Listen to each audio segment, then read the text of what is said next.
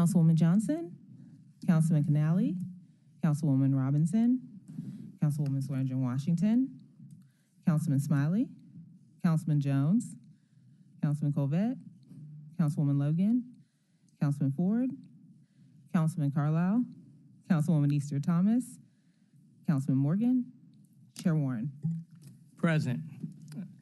I see that we have a quorum based on our rules, and we will go ahead and proceed with the current meeting. Item number 1 is a resolution appropriating the sum of $250,000 funded by GEO bonds chargeable to the FY 2024 Capital Improvement Program, CIP budget, project number CD 18102 for the Pinch District Infrastructure Improvement Program, Council District 7, Super District 8, sponsored by administration with request for same night minutes. Ms. Cash, you have the floor. Thank you, Councilman. Good morning, everybody. Ashley Cash, Director of Housing and Community Development. We are requesting that the council appropriate $250,000 that was allocated for CIP. I think we received $500,000 total this year, $250,000 next year, $250,000. And this is for the fast track grant, to support the fast track grant that is provided by the state. It is for infrastructure upgrades in the Pinch District.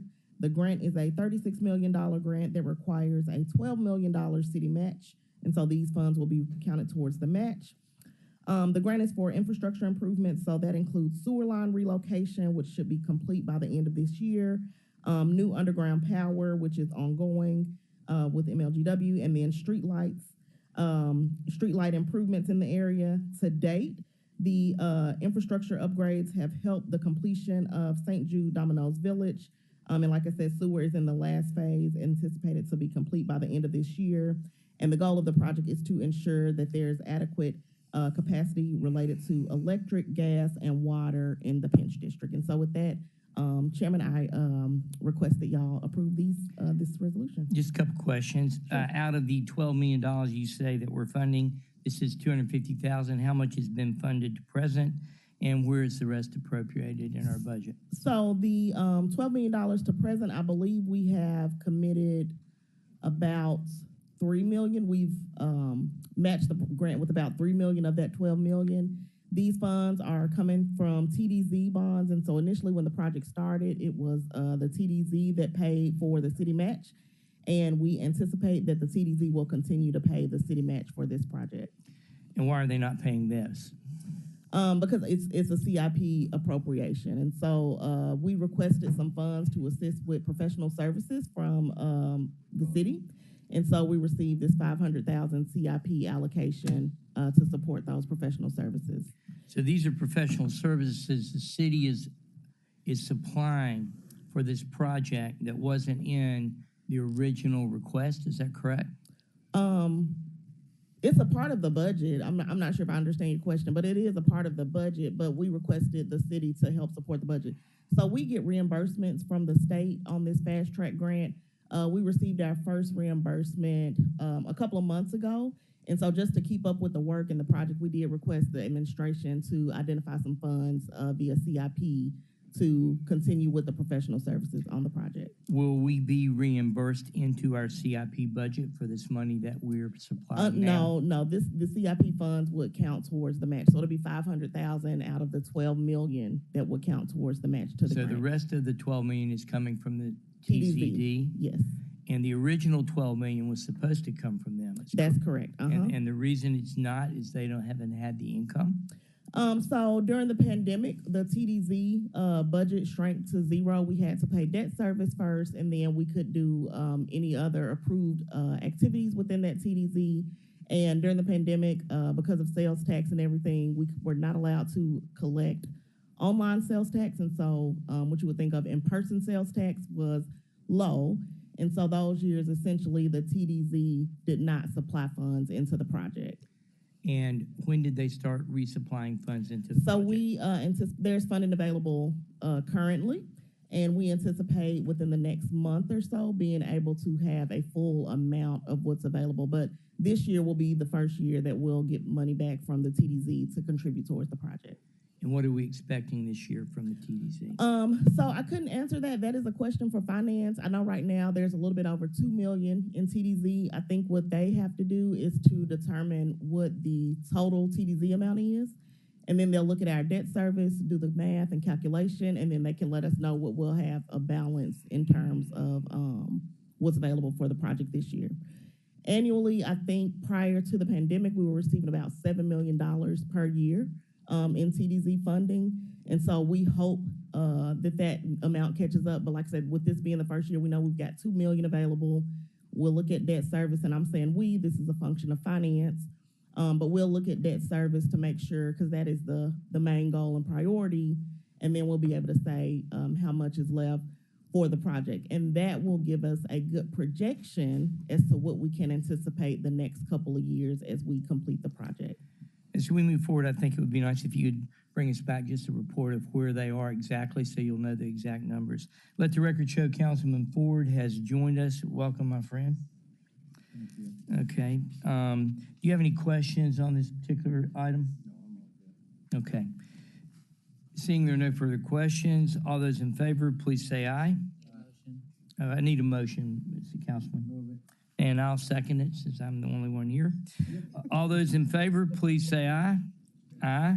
Yeah, y'all not supposed to start unless two people at least here. I thought we could start with one person. I don't think so. I'll double check. Okay, We can't vote though, right? Okay.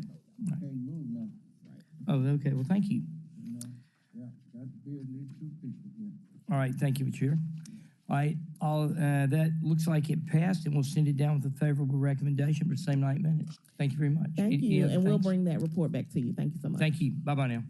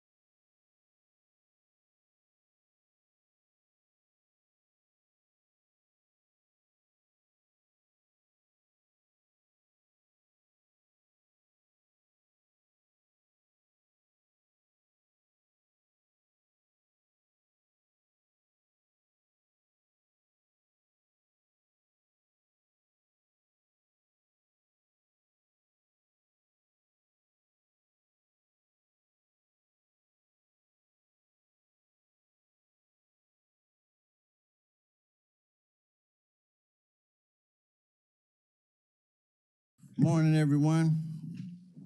This is Tuesday, September 12th, 2023, and I want to call the Economic Development, Tourism, and Technology Committee to order. Please call the roll. Thank you. Dr. Warren I am present. and Chairman Ford. Present. All right, we have one item. It's an update from the Memphis and Shelby County Economic Development Growth Engine, which is EDGE, all council districts, requested by Councilman Ford. That's me. Uh-oh. Okay. I think we got Dr. Massey here. Say your name, address, and then we can begin. All right, good morning, Joanne Massey, address 100 Peabody Place, Suite 1100. And go ahead and give you guys our report. So I want to start off with a video that shows the various partnerships in this. Oh, I'm sorry. Thank you. Can you hear me? There we go. Okay, perfect. All right. Want to start my presentation or my update off with a video that shows the various partnerships and activities of EDGE for the year 2023.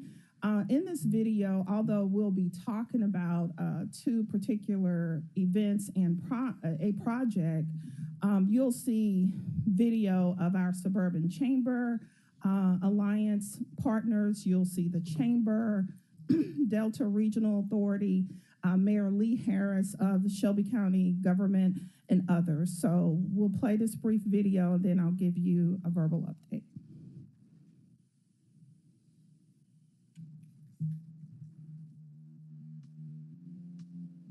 Andy, no sound. EDGE does support location and workforce expansion for corporations, but we also support businesses, small businesses, and neighborhood revitalization. City Economic Development Forgivable Loan Program is a loan program started in 2014 to offer businesses who have at least a 3-year lease on their building or own their building to make improvements to their exterior and interior.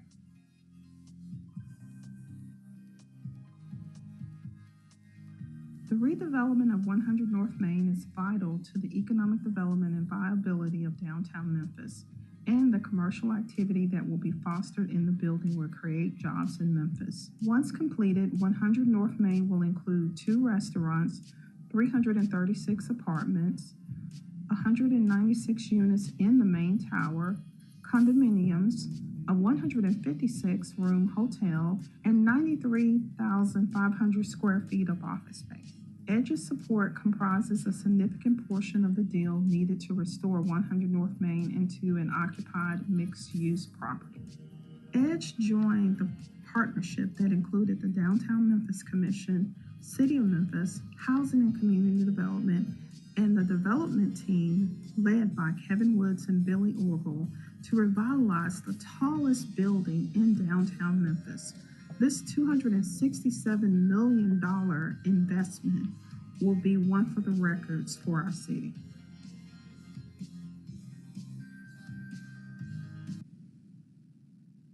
All right, so that's just a brief video.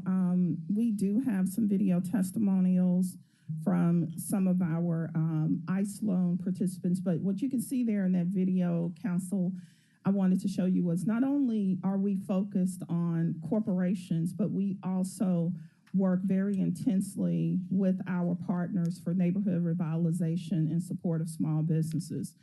And so for those who know, EDGE's primary mission is to help create quality jobs for our community and advance the public economic issues that you all put forth, and to ensure that the business environment here in Memphis and Shelby County is viable. For some of those, and I know Councilman Ford, you remember back when I was with the Office of Economic Development as the project manager and compliance officer, when we were still under city government, former Director Rick Copeland, who I worked for, and then leaving there and going to work with Governor Haslam when he established his regional offices for economic development. I have a pretty long history of working in economic development, and so my focus in this role is to help amplify what EDGE does and to enhance our strategies, particularly focusing on partnerships. And so some of the achievements that we've had in my tenure since 2023, we had our first ICE Loan Expo. And in that expo, we did some marketing and communications and community engagement that exposed over 125 attendees to the ICE Loan program. And for those that, as I mentioned on the video, the Inner City Economic Development Fund is meant to support small businesses across Shelby County in the New Market tax areas. We also co-hosted a developers reception with DMC with Councilwoman Rhonda Logan. We led our first staff retreat with EDGE on strategic planning, which Council will hear more about as we continue to develop our annual strategic plan. And then we also led the first ever board retreat, according to at least our EDGE board. We redesigned the EDGE website and we launched a community engagement strategy. So Trey Moore is our community engagement specialist, along with my colleague who's here with me, Trey McKnight, who reaches out to the community to ensure that we are getting both the word out about the incentives that EDGE offers, but we're also engaging with our partners like the Chamber, Downtown Memphis Commission, Suburban Alliance, and others. We received our first, since 2014, our first $1 million revolving loan fund from EPA, which is a brownfield remediation grant that was given to us by them. We all know that Shelby County has the most brownfields in the entire state of Tennessee. And so we hope that this opportunity will help us to mediate that. Again, it's revolving, so as we get the money out, and if we do well, EPA may give us more money, but we'll be able to reuse the money as it's paid back. And EDGE is administering that program. And then most recently, we hosted the Delta Regional Authority Administrator, Dr. Corey Wiggins. We staffed the Joint Economic Development Council that is chaired by Mayor Harris. And so in that, we hosted the Delta Regional Authority Administrator and hope to be working more with him soon. So to the numbers, over the, since 2011, EDGE has had 147 pilots, created 41,000 jobs, $8.3 million in capital investment, $872 million in MWE spend, and a tax revenue of 1.9. That tax revenue is very important because as we talk about the pilot program, everybody thinks EDGE just does pilots. There's so many other tools that we have in our toolkit, but that generation of additional tax revenue is what would not be happening. Before you continue, let the record show Chairman Jones has joined us. Councilwoman Johnson has joined us also. Thank you. Go right ahead. Thank you. Thank you. So as I mentioned, having worked in the Office of Economic Development before, as the compliance officer, compliance is very important to all of EDGE's programs. And so here's just a snapshot of the 2022 compliance performance for our pilot program. What I want to bring your attention to, though, is the columns that says what was committed and what was achieved by our pilot companies. And so you see there at the bottom on the total, there were 21,934 jobs committed, but the pilot companies performed and they created 29,666 jobs. On the average wage, you can see the commitment was $60,177 with an achieved of $82,238. On the capital investment, 3.4 with achieved 4.7. And on the minority women business enterprise and locally owned small business spend, we're looking at about 30 million. and they achieved 68, so they doubled that number. Again, compliance is important to EDGE, and we want you to know that we have our eyes on what's happening. Some of the companies that perform more than 50% of their commitment, their logos are here. And on the capital investment, their logos are here. So as I mentioned, since I've been here in 2023, we have almost doubled our pilot projects since 2022. You see there on the ICE loan for the dollar amount, which Mr. McKnight manages for us, our dollar amount, and this is to date. So we're already almost meeting the number that we lent last year to date with another quarter to go. Through the activities, community engagement, and of course, very importantly, council's referrals from the community, we hope to exceed that number. On the pilot projects, again, that is something that we work really closely with the chamber on, and that should not say pilot projects, that should say MWBE spend. On the MWBE spend, we are above the amount for 2022, and again, hope to exceed that. And then the community engagements. The community engagement is new. In last year, we counted about 6 community engagement events for 2022, and this year alone in 2023, we've had 17. So as I mentioned, we do more than pilots. So we have had 7 TIFs that EDGE manages confirmed with the state of Tennessee, and a lot of people may not know this, but we administer the grants for the state. So the state, when they award job grants to companies, then EDGE is the administrator for that, and we are like a conduit that those funds come through, and we manage that for them. So the 8 of those, we have 23 grants under our management, 9 amendments and extensions on pilots. There are 56 projects in the pipeline. We work again really closely with the chamber on that. We also, beyond EDGE as an office, EDGE manages 4 other entities: the Industrial Development Board, the Foreign Trade Zone, and the Port of Memphis. And then, as I mentioned, we staff the Joint Economic Development Council. So our Port of Memphis is really a jewel that we're focusing on in our strategic plan. And the impact of their operations right now is $6.2 million, and that's just for the port area. They have 136 properties down there and generated $71.7 million in tax revenue just in that area alone. And then, of course, we also do bonds, and we have 17 of those under our management. And I promise I'm about to wrap up. Here are key partners. I started our presentation off talking about partnerships. Some of our key partners here, obviously, you guys as the City of Memphis and Shelby County, Downtown Memphis Commission, Housing and Community Development, TVA, which we have some exciting things that we're doing with them, MMBC, and others. Our geographic footprint is across the entire Shelby County. This may be hard to see. We have the breakdown by each council district, but this is since 2016, and you can see we run the gamut of the entire Shelby County. Going forward, our strategy through the next quarter is to focus on completing our strategic plan, community engagement.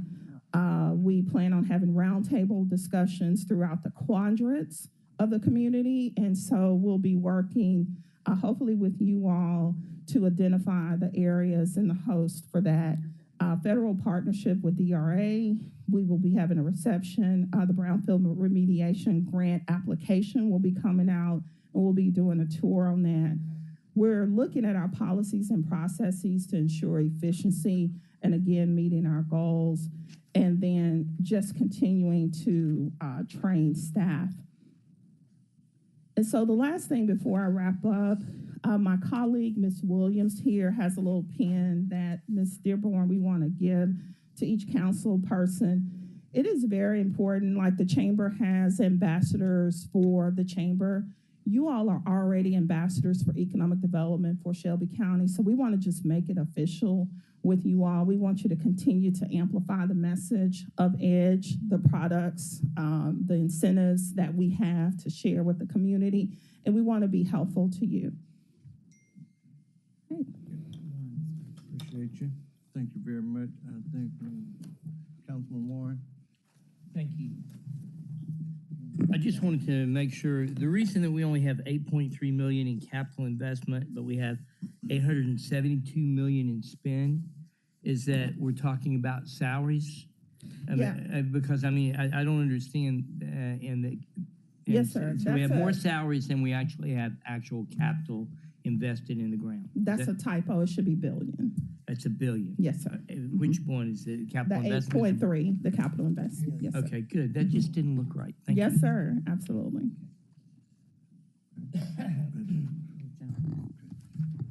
Chairman Jones? Okay, Ms. Johnson. Thank you, sir. Good morning to everyone. My question may be another typo because I'm not understanding on this particular page where it says performance 2022 versus 23 to date. I'm not understanding under pilot projects and community engagement, $307. Yeah, it's a 6 and a 7. So we were getting this together last night, but it's 6 and 7. So the dollar sign should be in front of it, but it's 6 and 17. I'm sorry, 6 and 17.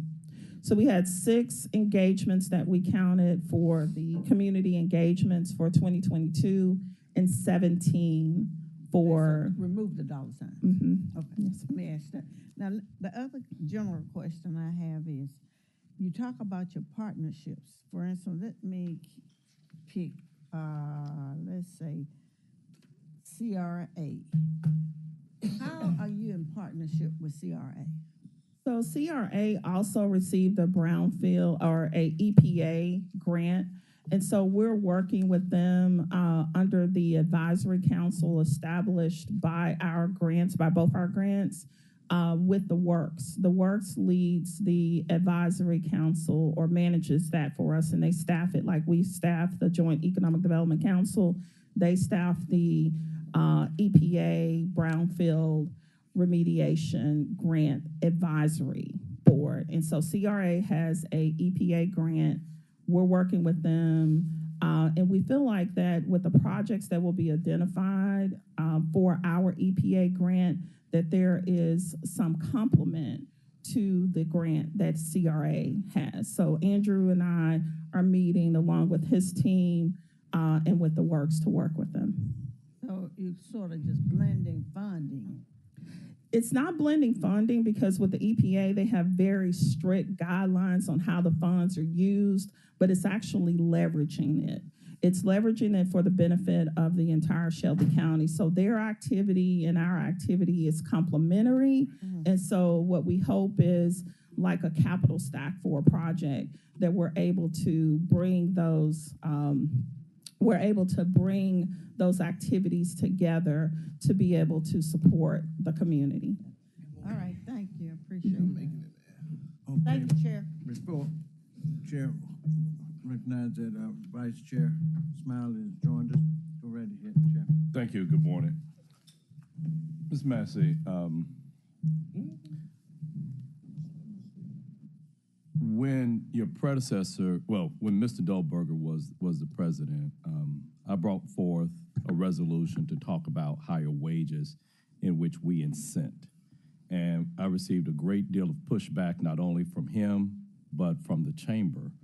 And so I thought that part of this coming before us was for the council to revisit what is the minimum amount that a project would have to pay in average salary in order to receive an incentive. And it was told to us that I think that the board reviews it every 3 years. Can you tell me what that current rate is? Yes, sir. So the current rate right now is 15. Mr. McKnight is here, who supports us in that area at EDGE. And so like the performance that I've shared with you all here, we are overperforming. So right now, our average is 17 with our pilots. what I come before the council to commit, and we came before you in May to have this discussion.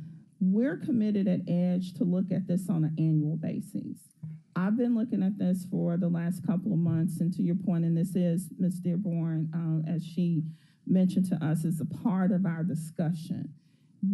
I've identified some of the variables that are used in that calculation that definitely can be better used. And one of those, as an example, is the Department of Labor data versus the data point that we currently use, which is, some obscure organization that they get the data from the employees versus from the employer.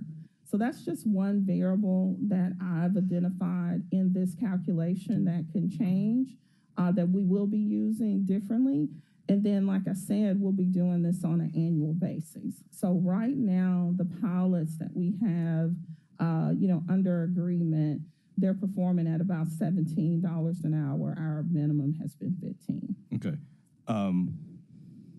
The Department of Labor versus the MIT, which takes a look at the living wage, because still, even if it's at 17, it's below what a living wage is. And I go back and talk about, according to the MIT, the living wage for somebody who has no children is different than one that has one child and two children.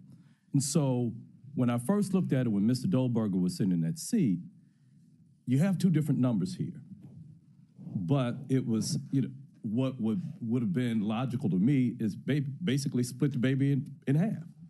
But that wage was skewed towards what would be that living wage for a person who has no children, which I think is an unrealistic proposition here. So the Department of Labor may not be reflective of what a living wage is here in Shelby County. So why not use the living wage? And I go back to the slide, and you would think, I go back to the performance, 22 versus 23 to date, 5 projects, 8 projects. And based upon the resistance that I got, you would have thought that we do 80 or 90 of them a year, based upon the resistance that I got for this. And I'm still, my purpose with this, only talking about those that receive this pilot incentive or other incentives for that, tax breaks.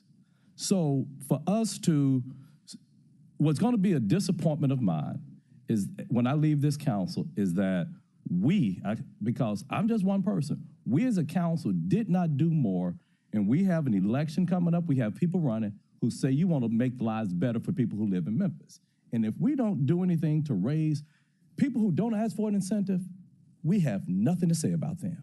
We have no control over that. But when you're receiving tax breaks, that's when I say that the council, the commission, should have some say-so in it. And we shouldn't be okay with allowing projects to come in here that pay less than what a minimum wage is, a living wage is, whether we do it on an annual basis, 3 years.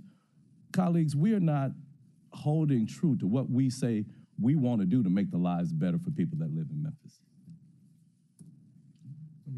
Thank you, Mr. Chairman.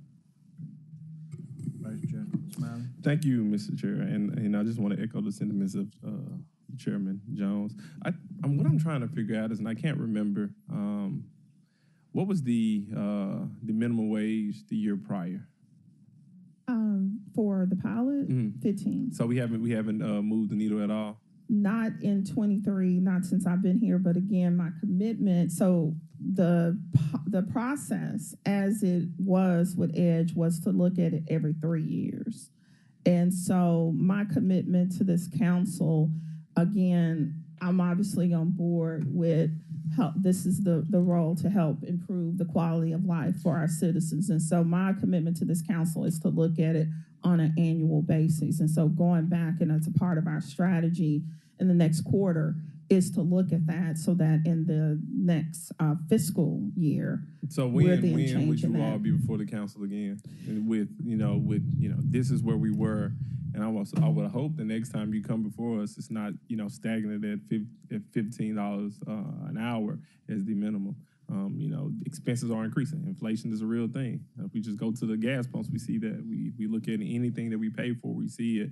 And, I'm going to wait. I'm willing to wait and see when you all come back. But if you all come back and it's $15 an hour, I'm gonna be very vocal and try to solicit support of some of our council members to try to get it to more than $15 an hour. And I've been pretty successful at, bringing together a coalition to get things done. But you're new here. You're doing this role. So I don't want to put that pressure on you, but hopefully we see something different. We're expecting great things because you're in this role. Thank you, Councilman. So we are committed, again, like I said, annually, it's part of the process. The staff will do the analyses and then make the recommendation to our board, which you all have appointed to approve that. And so that is a process in and of itself. So we're looking at, I would say, if you gave me 2 quarters for that, which is this quarter ending for 23, and then the beginning quarter in 24. So that would be the and if I might add, because Chairman Jones has not said it today, I'm gonna say it. He's rolling off the council real soon, and I think the commitment you're gonna get from me and on behalf of Councilman Jones, since he's rolling off the council real soon. I said it twice. Gotta get used to it. Is I'm gonna continue that fight. I think it's an important fight. We spend a lot of time talking about crime reduction and what we can do, and I tell people all the time the best way to reduce crime is put money in people's pockets. Yeah. So we have to do a better job with this council by, using our influence to hope that we're doing better by people in the city of Memphis. Mr. Chairman, one other thing before. So, Ms. Mass, I still didn't get a clear answer. Why are we using Department of Labor based upon versus what would be a living wage when we would come up with what that rate should be? So as I said, Councilman, I'm analyzing the variables that are currently used, and the Department of Labor is not what we were using. I'm suggesting, as a preliminary suggestion, that we may use the Department of Labor. But Councilman, part of what we have here in our slide with those logos and partnerships, you see the City of Memphis logo. We are partners with you all. Councilman, I know that you're rolling off the council, but you are not rolling out of Memphis. And so, yeah, look, if stuff don't change, I will be. No, don't say that. Don't say that. No, let's not. Mute his mic. But no, we, again, the part of our community engagement is listening to the community, hearing not just our council, but what our community is saying. We hear the cry for opportunity for our citizens. And so, again, my commitment is to analyze this entire process and others here at Edge to help make sure that we are presenting the most efficient and the best case scenario. So that is my commitment. That's, as I sit here, Councilman, I want to make sure that what I say, as I always have, I will do. So what I can say to you is that we'll look at it annually. What I can say to Councilman Smiley's comments is that we will definitely, come back within the next 2 quarters, and then we'll be able to give you all a solid view of what we feel like can be done. Just the case. Thank you, Mr. Chairman. Okay. Anyone else? Let the record show that Councilwoman Logan joined us. I got one thing. You've been looking at it for the last 2 months, you say, Yes, about the raises. I know you're saying 2 quarters. Can you come back before then, since Chairman is rolling off? That's 4 times. Yeah, but no, before roll off, we need to take care of some business. Okay. This council, okay, whereas the new council is coming in, it will already be kind of in the forefront, okay? Absolutely. Yeah, so if you can, please try to bring it back and some information where we can try to take care of that. Not only that, we've given quite everybody just about raises, so hey, they need that too. Yeah, for cost of living. So please try to get that back to us before this new council come in. The chairman is preaching today. Okay. Yes, sir, I understand. Thank you. We appreciate everything that you do. Right. Yeah. Thank you. Mhm. Thank you. All right. All right. Anyone else? All right. Thank you very much. Thank you. And if there's no further business, we are adjourned.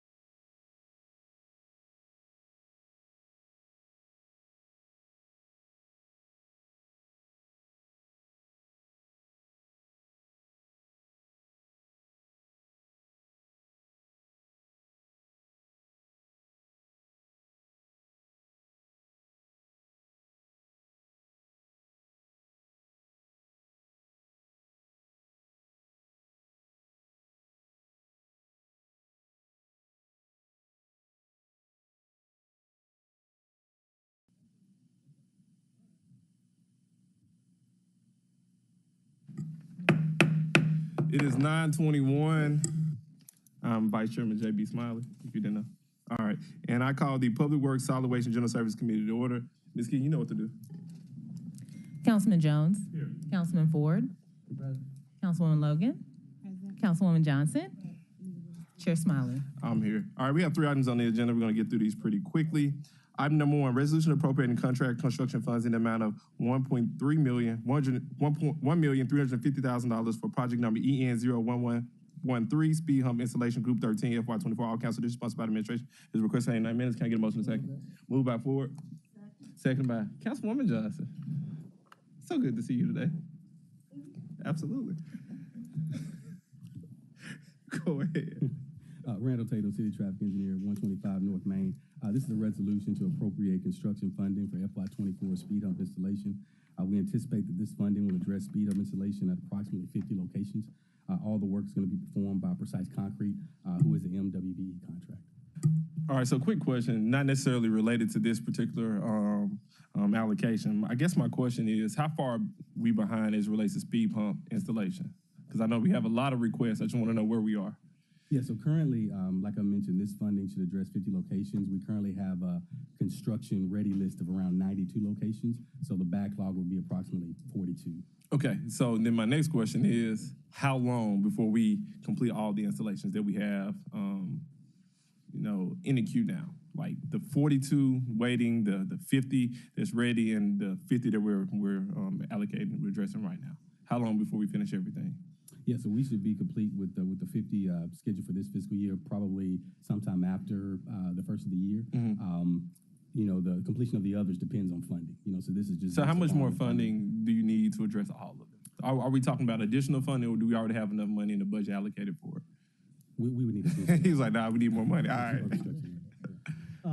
Manny Belen with the Division Engineering. So during the budget cycle, as you recall, we presented to council members all the construction-ready speed humps. Mm-hmm. At that time, we noted that we had roughly about 90 plus ready for construction.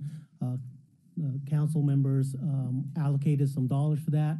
The allocation was only to meet 50 out of that. So if we intend to increase the budget to cover the remaining 42 locations, we would certainly have to come back and ask for additional funds. You said if we, could you repeat the last part of that? If there's a desire to fund. There's a desire. So at some point during the budget year, if at some point council determines that there's funding available through the CIP, then we would, obviously acknowledge that and then look forward to making that.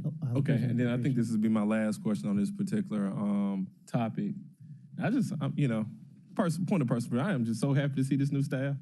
I'm happy to see y'all. All right, next, back to this. So what I would like to see at the next council meeting is, I just want to know how much it would take to fund the remaining of the projects that stand ready. I would say probably similar. So if we find 1.3. If we find $1.3 million, we're going to fund the other projects that are ready to go. And if we find that, between now and the next council meeting, how soon could we get it done? We can get them done this fiscal year. I like the way y'all work today. That's what I'm talking about. All right. No other questions from this council members? Oh, Councilman Ford. Can we get a list of the 50 that you already? Yes, sir. Yes, sir. So we actually distributed that during our budget, but we'll certainly provide that as well. Okay. So I'm not sure if Councilman Ford is addressing the 50 that we're addressing with this.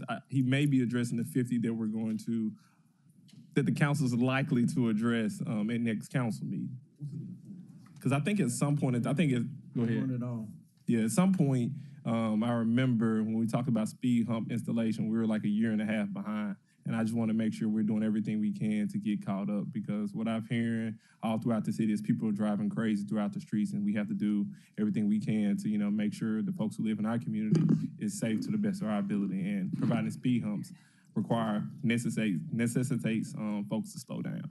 I got one more question. It's not about the speed hump this time. It's about the bicycle lane, okay? I need y'all More? to go back to the drawing board. Councilman Moore, you just missed some bicycle lanes. Black areas where we have bicycle lanes, we don't want to hit a person that's riding a bicycle, but we don't want the person driving down the street to run over what you got out there, like on Crump and a lot of these other different places. You know, daylight you can't see, but at night it's really kind of bad, and which I've had a lot of complaints about that. So I need y'all to go back and see what we can kind of do to make it a little more safer for the person that's in the car plus the person that's on the bicycle's place, okay? So I guess he may be asking, is there a way to illuminate the area, like put something on the bike lane so, you know, when the car lights hit it, it lights up. Because that pole that you got sitting out there. You knocking that down. You can't, hey. You knocking that down. That pole, Come down. that pole just, yeah, it might as well not even be there. Councilwoman Logan, I know you was ready. You was eager. Absolutely. I wanted to know the number that you just gave, the 50 that you're doing, and then there are 42 more. That's the entirety, that's all of the it's okay, I see you shaking. Go ahead and speak to that. So again, this is construction ready, meaning that it's already vetted through our study process. So we have roughly about 92 that's ready for construction. The funding being appropriated today will cover only roughly about 50 of that location. And how many more do you have in the queue? We currently have a full list of 1,302 total requests. 1,300, that's what I thought. We're gonna have to do something different because you got 1,300. How long have those 1,300 applications been in? Or what's the time span? What's the one that's been in there the longest? When did it come in? Yeah, the typical timeline to go from initial request to installation is approximately 24 months.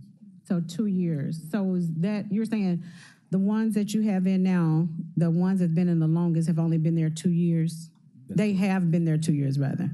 Okay, that's a long time. We have 1,300, and so what are we doing? What are you discussing, talking about doing to increase that number, to build capacity, to do, what are we, is it strictly funding? Is it staffing? Is it material? What's going on with that? So I'll just caveat this, starting with, so the funding that we're asking for are for the permanent speed humps. So as an intervening process related to, you know, Temporary. So we do have that process separately, and that typically is a little bit faster than our typical, permanent speed hump. So on the temporary ones, we obviously rely on MPD's requests on that. Some actually from council members as well, and so we try to expedite those based on the immediate requests associated with it. Okay, I have a request. If you all could come back because of the reckless driving and the issues that we're having, if you could come back and let us know out of that 1,300, what the priorities are in giving temporary, giving permanent ones, how long that process takes. If we could get like a full scope on what you're looking at. You know, I know you brought in the temporary ones as a secondary option. So is there a tier, some criteria for a certain tier that gets the temporary? What determines who gets the primary, that type of thing, and where you are? How many out of that 1,300 are going to get the temporary? How many are going to get the permanent? And will the temporary move to the permanent once you get more funding or something like that? If you could just come back and give us an idea and the public on what the plan is for getting all 1,300 expedited and how we're going to move forward in terms of your process. You understand what I'm asking? Absolutely. Okay. And I do want to mention that, of these 1,300, these are 1,300 requests. Some of these requests may not actually make it all the way to the construction phase because the fire department may determine that we can't install speed humps on this roadway. The neighbors may vote and determine that, hey, we don't want speed humps on our roadway. So of these 1,300, they all will not necessarily make it to construction. Now, with the temporary speed bumps, I think we came to you guys a little bit earlier in the year and kind of talked about that. Those are for locations that require like immediate intervention. We got like a urgent safety problem right now. So typically requests for the temporary speed bumps are only being accepted from city council members, the administration, or from MPD. So those are not reflected in this 1,300 total request list. Those are in a separate group. But, as was mentioned, if you all do have a location where we have an immediate need, please let us know, and we can expedite those locations with the temporary speed bumps. I do appreciate that and understand that that was introduced, as an immediate solution to an urgent need. But what I want to see now is it move to a process and, a procedure ongoing. I know, we can call you and give you an address and you'll, look at that. But if you could come back and let us know how you are going to incorporate that into a process and a procedure in terms of vetting locations and determining if they'll get that. I know if they'll get the temporary or they'll get the permanent one. I know I heard you say that not all of the 1,300 will get the speed hump request, but if they don't get the permanent speed hump request, what are the options? Are they going to get the temporary, or will they be introduced to one of the other 10 traffic calming measures that you have? What actually happens at that point? Because apparently for them to ask, they're having some terrible situations on their street or some concerns. And so determining, I know you said that sometimes the people on the street don't want it or whatever, but what happens when, how do you respond to those situations? If you could include that when you come back as well, just kind of give us a high-level overview and then drill down in some of those areas too, so we'll know exactly what we're looking at, what we're facing, because we could just keep putting money in, but then there's something else systemic that, needs to happen as well. Thank you. I yield back, Chair. What she said. Councilwoman Johnson, you still in the queue?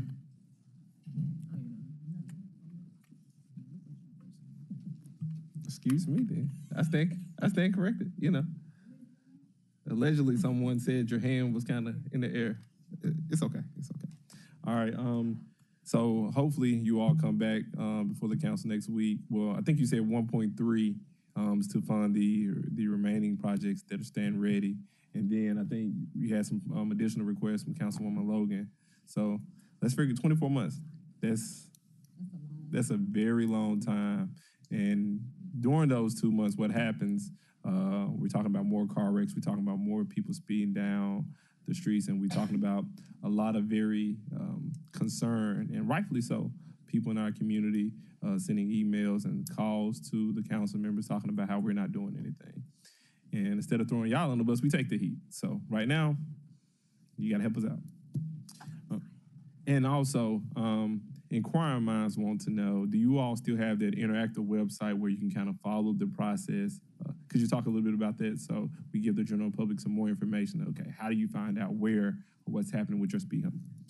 Yes, sir. We do. It's posted on the engineering page on the city website. There's a link there where citizens can track the status of the request. I mean, is there a phone number attached? Because there are certain people in my family, they're not messing with a website. They're not going to touch it. They're going to try to call somebody. Yes, sir. Yes, sir. They can call the traffic engineering office at 901-636-6710 for status updates as well. Okay. Well, thank you. It doesn't appear to be any other questions on this particular issue. All those in favor? Aye. Okay. We're going to do with some enthusiasm next one. Any opposed? It's the opinion of the chair that the ayes have it. Thank you all. Item number 2, ordinance to amend the City of Memphis Code of Ordinance, Chapter 33, Article 2, Division 4, to codify the existing 2017 sewer policy that precludes the extension of sanitary sewer infrastructure and acceptance of additional flow to the Memphis sewer system from residential, commercial, and industrial development in unincorporated Shelby County. All council districts sponsored by the administration. Can I get a motion second? Moved by Ford, second by Warren. Director Connect, the floor is yours. Thank you, sir. Robert Connect, Public Works Director, 125 North Main. So in 2017, the city instituted a policy to no longer serve with sanitary sewer services outside of our jurisdictional boundary unless there was a pre-contextual requirement to do so, either legally or through some other format that we vetted and created. And through that process, we identified about 80 or so developments that were permissible, and those have been being vetted through time to allow them to connect. And overall, the policy became effective, and we have no longer extending sewers to unincorporated Shelby County. And there's a number of reasons why this decision was made. Some of the biggest ones are capacity. We want to reserve adequate capacity for our own growth, and we've been working diligently and working along with Memphis 3.0 to identify exactly how much capacity the city of Memphis needs to reserve for its own prospective growth so that we can ensure that our system will be able to serve that growth. We also have contractual requirements with our other bulk customers, which is obviously municipalities, that we also have legal obligation to serve. And so we have to work with them as well and what potential future capacity they need. So the issue there is primarily driven on the growth strategy for Memphis and our growth strategy through Memphis 3.0. There has been a lot of discussion over this over the years, and there are other options for the unincorporated area that they would need to explore. I know that's been the discussion has happened as well. But overall, our decision to codify this makes it simpler and straightforward for the city of Memphis in terms of, wow, it serves both itself and all its customers. Any questions from the council? Good job. It appears that all hearts and minds are clear. All those in favor? Aye. Any opposed? All right, it appears that the ayes have it. Thank you. Item number 3, Blight Task Force recommendations. There's an update requested by the illustrious Councilwoman from District 1. Councilwoman Logan, the floor is yours. Thank you, Chair. Appreciate it. Just want to make certain that we continue to move forward with the recommendations that were approved by this board, by this body, and wanted to see where we are on the updates. I think we're a little bit behind on getting a report, so I'm sure you have a lot to report today. But just want to make sure that we move forward. As you see, many constituents are concerned about this, and when we met for 6 months, I think, just to make certain that we answer and are responsive to them. And so I want to make sure that we stay on task and on board. So if you could just share with us where we are, what's in place, what's coming down the pike and the time frames. Philip Davis, Solid Waste Director. I'll speak specifically to the solid waste recommendation. There were 4 in there, and most of them are tied to our upcoming discussion regarding the solid waste fee. They have to do with our service delivery model and how we will provide services in the future. So the first recommendation was to transition to a tiered fee. So that's in a tiered fee system. You charge customers based on the size and number of carts that are serviced. That's a model that's called commonly pay as you throw. So it's a volume-based system. Currently, we do have a lease cart program for heavy volume customers. If you have more waste than will fit in one 96-gallon cart, you're allowed to lease a second cart for $10 a month, and we'll deliver up to 6 of those carts. We don't force the lease cart system as a matter of policy right now, but that is something that is up for discussion in our upcoming fee debate. In October, with that, we will be talking about a true volume-based pricing. That will require significant changes to and heavy enforcement of customer behavior. So I want the group to be eyes wide open when we start discussing that, because that will require a heavy enforcement and also intense customer training to be successful. So that will involve funding a solid waste enforcement group, and also funding of additional carts of various sizes if that's the direction we choose to go. So the second recommendation was elimination of bulk waste collection. So again, this is talking about the volume, what I've discussed several times. Our waste problem.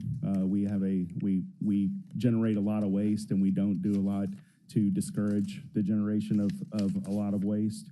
So transitioning to an on-demand bulk waste collection system may curb our appetite to generate waste.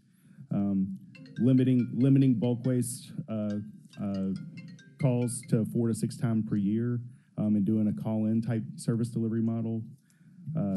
Again, customers would could schedule a collection and pay a special bulk waste fee. So you'd have a base fee for those customers that are using card-only service, and do a call-in bulk waste collection system. Again, in October, when we're talking about the fee structure and our service delivery, we can have this discussion.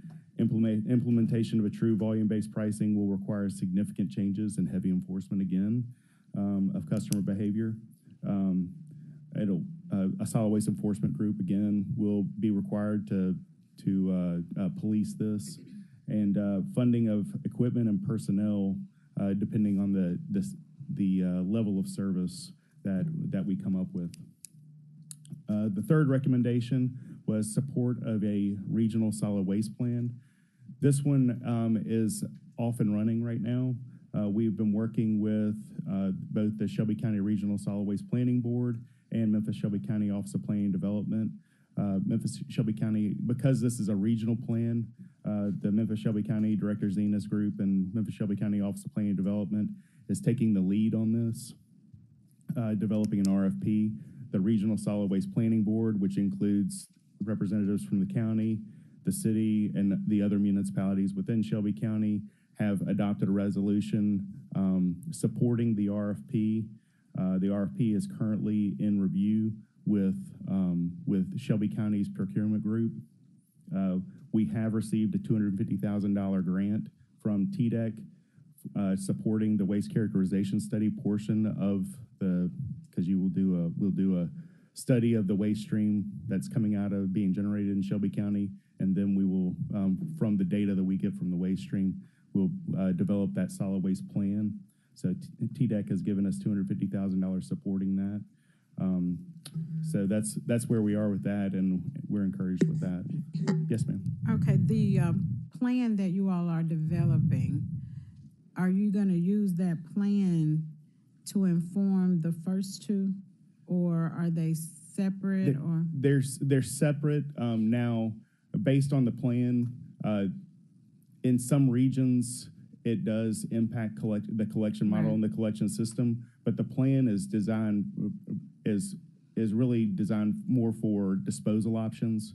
How much do we want to recycle? What's in the waste stream? Do we have a lot of organics? Do we need to fund more for composting and food waste reduction? Do we have a lot of plastic waste or glass waste in our waste stream that we can partner with the chamber to market that waste stream and recover it for recruitment of industries that use that material as a feedstock in their business. Some communities, there's an example of a community out west that generated a lot of palm fronds from palm trees, and I know, and they were. It's like the leaves from a palm tree. So and they were a problem waste for them, but based on a waste characterization study, they were able to determine a repeat volume that they generated every year, and were able to attract business that used that type of material in their process, and they were able to attract an industry to their community. So waste characterization is good for long-term planning for disposal. Again, it may influence the collection side, but that plan is not going to be in place until probably after the beginning of next fiscal year. So we potentially would have to come back and kind of pivot from what we've introduced in October. Right. In October, we'll be looking at basically the financial issues that the solid waste division is facing, and how we want to handle waste collection in the model we have right now. And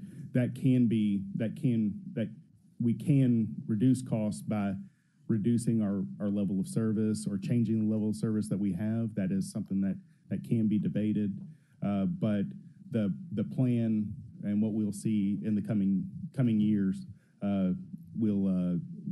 we may want to alter that. Yeah, I wish we could kind of look at that before we make that final decision to see, because it's always good, I think, to be able to be informed before we put some additional costs or dollars or funding in place. Because when you have that study, the study could go a whole different direction, and then you've increased. So I would think that we might, and that's something that I'm asking you all to talk about, Sure. and come back and let us know to see if we need to kind of alter the direction and see if the plan needs to happen, the study needs to happen before we make those changes that will include additional funding and all of those changes. If it's going to be at the beginning of the year, see what we can do to mitigate having to return to the constituents again with increase or changes or, as you said, customer education, because we would have just spent a lot of time and effort on customer education. Now we might have to re-educate them after Correct. the study. Correct. So if you could kind of look at that, that would be great. That's fair. The second thing was to make certain that we do include engagement before, because October is right around the corner. So to make these big changes and change behavior, it's going to take heavy lifting. And so education, marketing, after we get the facts, even, getting the facts and then putting in a way to get them to our constituents, seems like it would take a little longer. Thank you. A little longer than October to be able to do all of that. So, and these changes wouldn't be immediate. We're facing some financial challenges within the special revenue fund that'll need to be addressed with the fee. We've been talking about those for some time now. With those, you can kind of move the levers on how much that fee needs to be by changing service delivery or customer behavior. So those are the levers that you can move to adjust that fee from keeping it from being too high. But long term, you are correct. The plan will, if there, I don't know that we'll have any mandates or bans on different types of waste. Middle Tennessee, either place in Middle Tennessee, Nashville, I think has a ban on construction demolition of material from landfills. And so that's the type of stuff that would come out of the plan. And I would like to talk offline about that in depth, because even what you just said, an example like that is huge for our community. So making those changes immediately could have adverse effects. So if we can talk offline about that. But thank you for that update, and I'm glad to know that we're close to that study. Yes, ma'am. I think.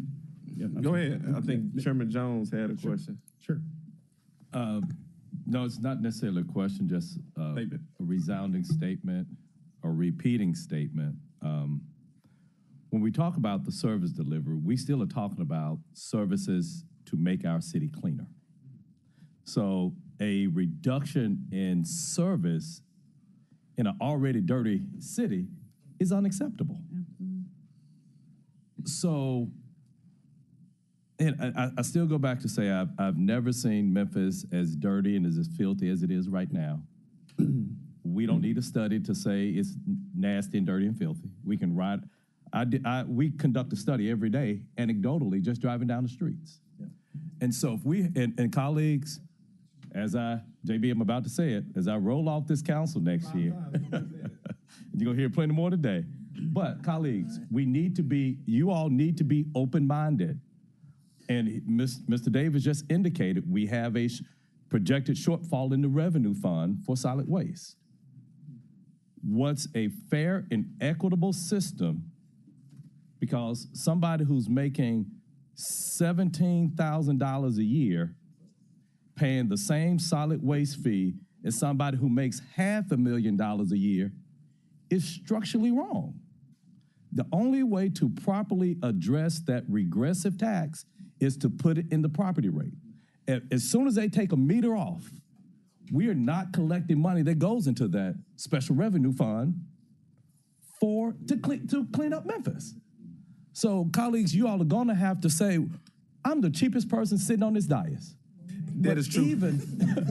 Even I know I got to spend money sometimes. We do it judiciously, but we can't that there is no more blood in the turnip to make this city cleaner. We don't need a study to say we need all hands on deck to clean up this city.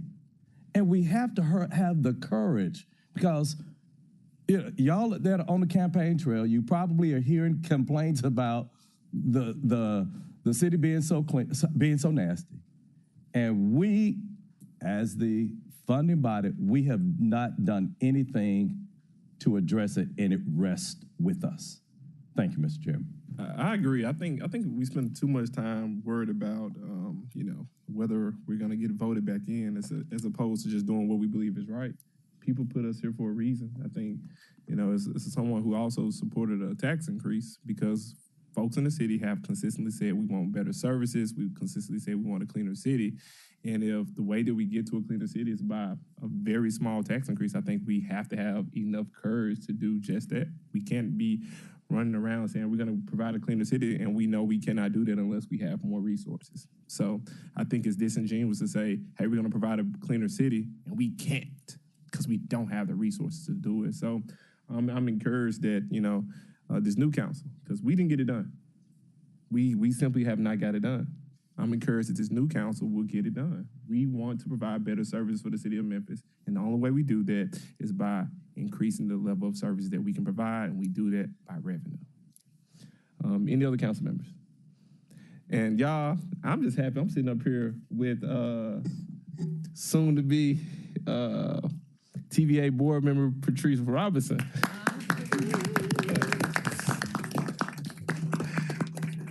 Look, we serving with greatness today, so I'm happy. So I want to do it very publicly. We appreciate you.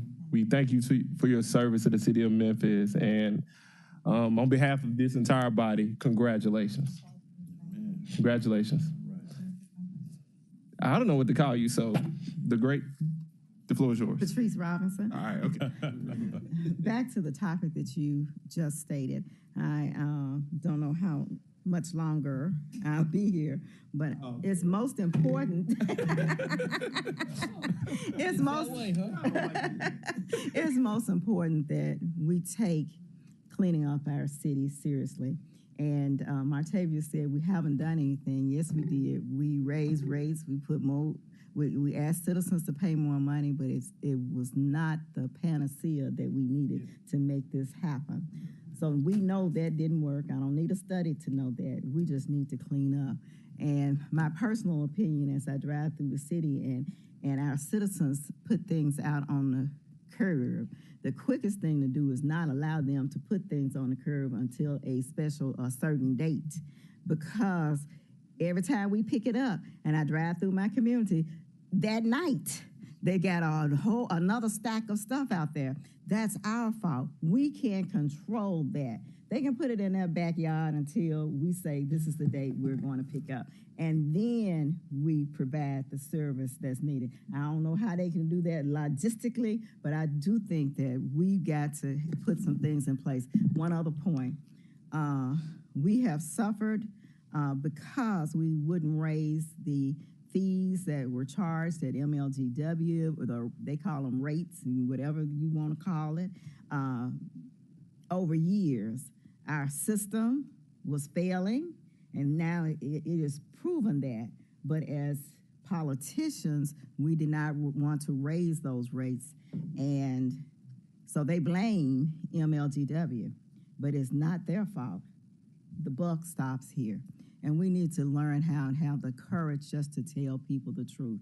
If bread costs $1.50 5 years ago and it's $5 now, don't you think that the parts that they need and use at MLGW they go up in price as well? So that's called inflation. Everybody doesn't know what that is, but they think that everything else should remain the same while their other things go up: bread, milk, whatever that they're purchasing, especially gasoline. And I just want to say, moving forward, we don't have to wait till the new council come on. We can just say, this is what needs to happen in all fairness to all citizens. And one thing we can do now is tell them don't put that stuff on the curb anymore until we give them dates certain in their area that we're going to pick it up. So I don't necessarily know if we can stop it, because if we can stop it, we would stop illegal dumping. We would stop folks racing through our streets. We would definitely stop the people walking around carrying guns in our community. I don't think we can stop it. I think the best thing we can do is figure out what we can do to address it. I don't think we can stop it, and we can't. So if people put trash on the curb, we can't walk up there and put a ticket on the door right there. It's still not stopping it. That's not going to stop it. We find out people are illegal dumping, we give them tickets, and then the next door neighbor go illegal dump. And then it continues. We cannot stop it. All we can do is say, don't do it. We passed the ordinance amending the eviction setup ordinance. People still putting stuff on the streets. People still putting stuff in the public thoroughfares. I think our role in throughout this process, and I tell people all the time, the role of government is really simple: to provide for the general welfare of its people. Mm-hmm. The way that we provide for the general welfare of the majority of the people in the city is finding a way to do it where it affects everyone in the same manner. That doesn't produce a disparate impact. And the way we can do that is increasing fees the same way, like the property tax increase that Chairman Jones keeps talking about. That's the way we get at it, and we will be able to quickly pick up the trash in our community, because it's happening no matter what we do. I thought he was talking about a sliding scale. No. Okay. He's talking about property tax increase. That affects right. everybody. That affects everybody the same way. But all we can do is pick it up, because it's going to be in the community. Because they know we're going to pick it up. I just wanted you to know that there are some things that we can do. Oh, yes. So, okay, and then, just talk about it, because we do have 3 more minutes. Let's say we make that change, and it happens. What do we have the capacity to address it? We gonna put a ticket out, and then they're going to take the $50 fine, and then guess what they're going to do? If they get a whole bunch of more junk, they're going to put it right back out there. $50 is not enough to deter behavior. Call the state. And then we're back to reaching out to the state, who does not like the city of Memphis. I'm glad we're having this conversation, because the community needs to know that we're trying. That our hands are tied. That we're trying. Thank you. That is, Chair, I have a question. Go ahead. That is one of the things that we talked about during the blight, and so reason why he's saying that he's going to introduce those measures in October. My point was, we don't want to throw money outside of what you're saying. We don't want to throw money at a situation that we don't have data. We don't know. And we don't know exactly what we should be doing. Not talking about the measures on that you're speaking of, Councilwoman Robinson. We definitely need some immediate measures, but we also need to be informed and to come up with a solution that is going to be sustainable and that is going to work. And even if what you just said, Chairman Smiley. Just bring people on, just raise the fees, just do those things. But when you do that, when you bring the people on, when you raise the fees, what are you going to do with them? How are you going to deploy them? What is the most urgent need in doing that? So that's why make certain that we're making informed moves with those increases, informed moves with those additional people that you bring on. Just like Area E. At one point, we felt like that was a good reason to bring on Area E. We didn't have a way to service them. We put a measure in place, and we still have that contract. And it's how long Cordova Area E's been out there. So making sure that we're doing things, looking at it from a strategic, a sustainable, and a long-term, as opposed to a short fix. And I think that's what we did with Area E, a short fix and getting a contract to serve them, and it hasn't served us well. So that's what I mean by, making certain that we are informed when we make these decisions. Thank you.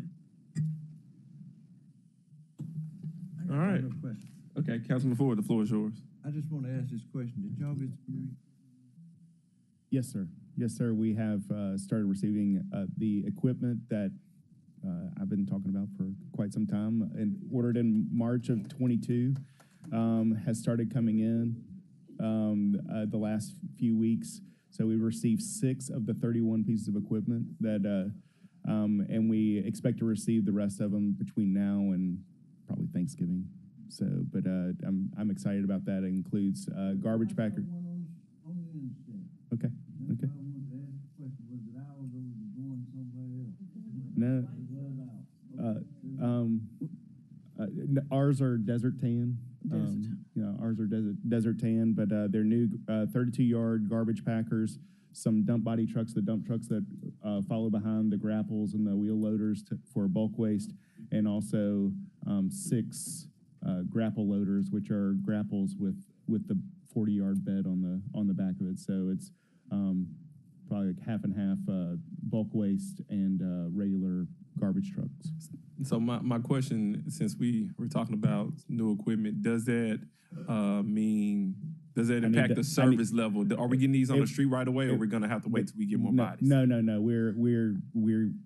We have people to operate them. We're staffed up and ready to use these as they come in. Does that mean we're taking old equipment off the street, or are we leaving the same equipment on the street? I need reserve, so I'm gonna put the new equipment on the street, work with GS to fix the old equipment and have it in reserve instead of having somebody sit and wait for a truck to utilize. And I will be requesting a similar type purchase this year and every year to maintain a 10-year replacement cycle on my 250 or so. What he's saying is fleet. He's gonna keep asking us for some money. Okay. Yes. All right, Councilwoman Johnson. My question is, how are you dealing with, are you out there tagging anything, charging anything to customers? We are tagging. The storms that happened in June and July kind of make that difficult to enforce right now. We didn't stop tagging, but tree trimmers and oversized tree debris is a big part of what are violations that we identify. And so with the storms that happened, that made that more difficult. But our storm contractors, we did have the June 25th storm was declared a month ago by the President of the United States.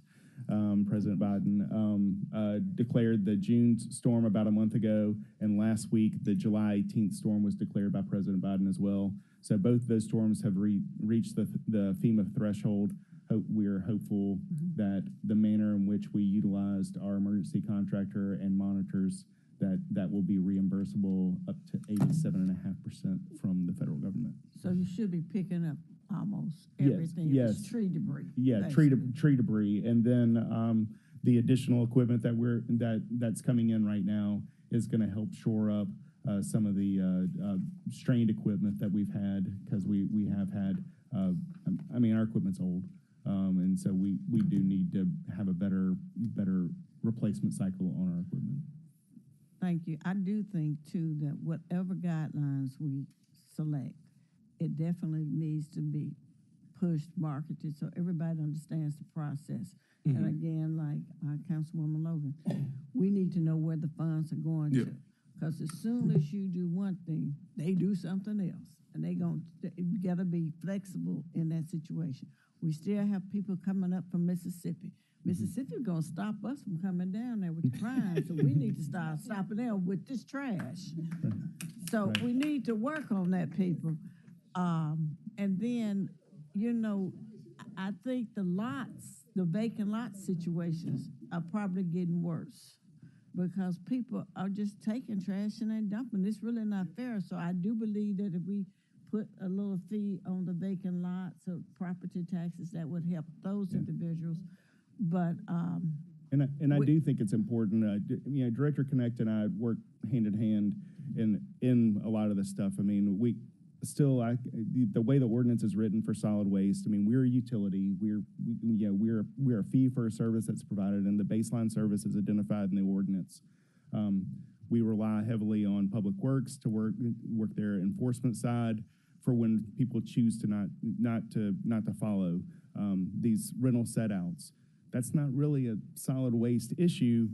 The general public sees it as, oh, that's bulk waste, it's out there. Well, it's a rental set out. They're either not paying a fee or, they're in violation of an ordinance that Public Works and Director Connect's group needs to enforce. And I think that's, to your point about education, there's a lot of education that needs to go out there. But I do also think that we need heavier enforcement to your Councilwoman Robinson. We allow so much waste, and in some ways it appears in some neighborhoods that we've thrown our hands up and says, well, we can't enforce anything. We do need to crack down and let people know you can't just put everything out there. That's true. But I also think that some of your policies need to be reviewed as far as what's realistic. Because I don't think it's realistic for you to go out there and tag a piece of debris, especially the trees or whatever, and say you got 5 days to get it up. And if you don't get it up in 5 days, we're coming back out here and we're going to charge you X number of dollars. Because you don't even put a fee on there. You just say, we'll be back, and then you end up charging them. And I also think there should be an appeal process in that situation. If a person feels like they should not have been charged when you did charge them. So we just need to be consistent. The trash needs to be picked up. I do have to say, I have noticed you have gone through some neighborhoods, and there has been some mass sweeps and cleanup. And I thank you for that because, Yes, ma'am. you know, I understand as soon as you clean it up, they put it right back out. I understand that, but we had mattresses on the streets, all of this that you picked up. So I do appreciate that, and that's in the Whitehaven area that I definitely saw that. Thank you. But we're still gonna have to keep on working on this. Get our neighborhood associations working with you, and we're just gonna have to work a little bit harder. I mean, this is a week in, week out thing. We're never done. Right. Yes, Okay, thank you. But again, let's review the policies and allow there to be an appeal process for those situations. Thank you. Yes, Thank you, Chair. All right, any other council members? It appears that all hearts and minds are clear. All right, thank you all for coming. And Director Connect, you have anything? People want to hear from you. I just, I'll just be quick. So, used tires was part of the recommendations. Obviously, we just amended the used tire ordinance recently. The council did that within the last 30 days. So that is going to be being enacted as part of environmental enforcement's responsibilities. So they are instituting those, and we'll be mandating that as those with the permitted used tire dealers and haulers. Director Davis has created another convenience center. So we have the one at Collins Yard is doing really well. We've collected over 3,000 tires. We've had 2,000 deliveries of materials delivered to us at that facility. So it's getting heavily utilized every weekend by the public. So that's really good. And again, he's added one at Fairview. So we're potentially going to add additional ones as the year goes out. We're still looking for funding for that. But we do want to identify one in the north part of the city and one further south and one out east. Those are still three that we still need to work towards. In terms of our community and outreach, in partnership with environmental court, as you know, you did fund some work in the court. The community centers, we are still working on those for the court system for them to have the community courts. So that is still working. And having those facilities. Let's see. The 311 portal, there will be an update on that we're getting close to the changes, to implementation of the changes on that. So there'll be a future update on where 311 is going to be revisions to that system. They're working close. It's very close to being finalized in the next 60 days. We did do a new website. It's up here on the screen for the blight. So if you go to memphistn.gov and you go to government, and if you look under government, you go down to where it says Public Works. You click on Public Works, and you'll see a new tab. If you go down the screen, it says blight. You click that screen. If you go down, it has. So a lot of the recommendations of the Blight Task Force go here. So we have we have both the Blight Busters media campaign that we did the education for the public. So we have those now. It's right there at one location. We have the Clean City Guide, which is something that we want the citizens to be aware of. It's an opportunity for them to understand all the different services and what is the code violations. It's a good educational tool. So that's included. The convenience center data is up here. So that's part of our what we're doing in terms of collecting debris from preventing illegal dumping. And then here's the information about the convenience center, the hours, what is allowed, what isn't allowed. And then some social media engagement. So we are initiating or including and adding new information and making that effort to do more communication and public outreach as part of the task force recommendations. And that's what we've done so far. The chair, I had a question on something. Okay. The environmental court, the community court, you said that's moving forward. What's the status of that? That really will help to move the needle in environmental court.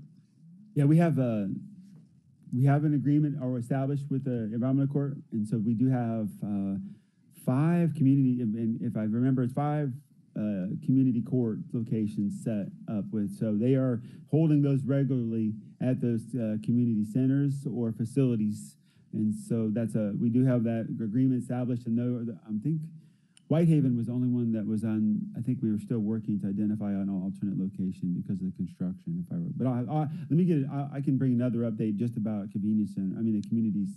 Yeah, and I know you did a high level today, but if you could just do a drill down version and send it to me on the status of all of these, that'd be great. Yes, ma'am. Thank you.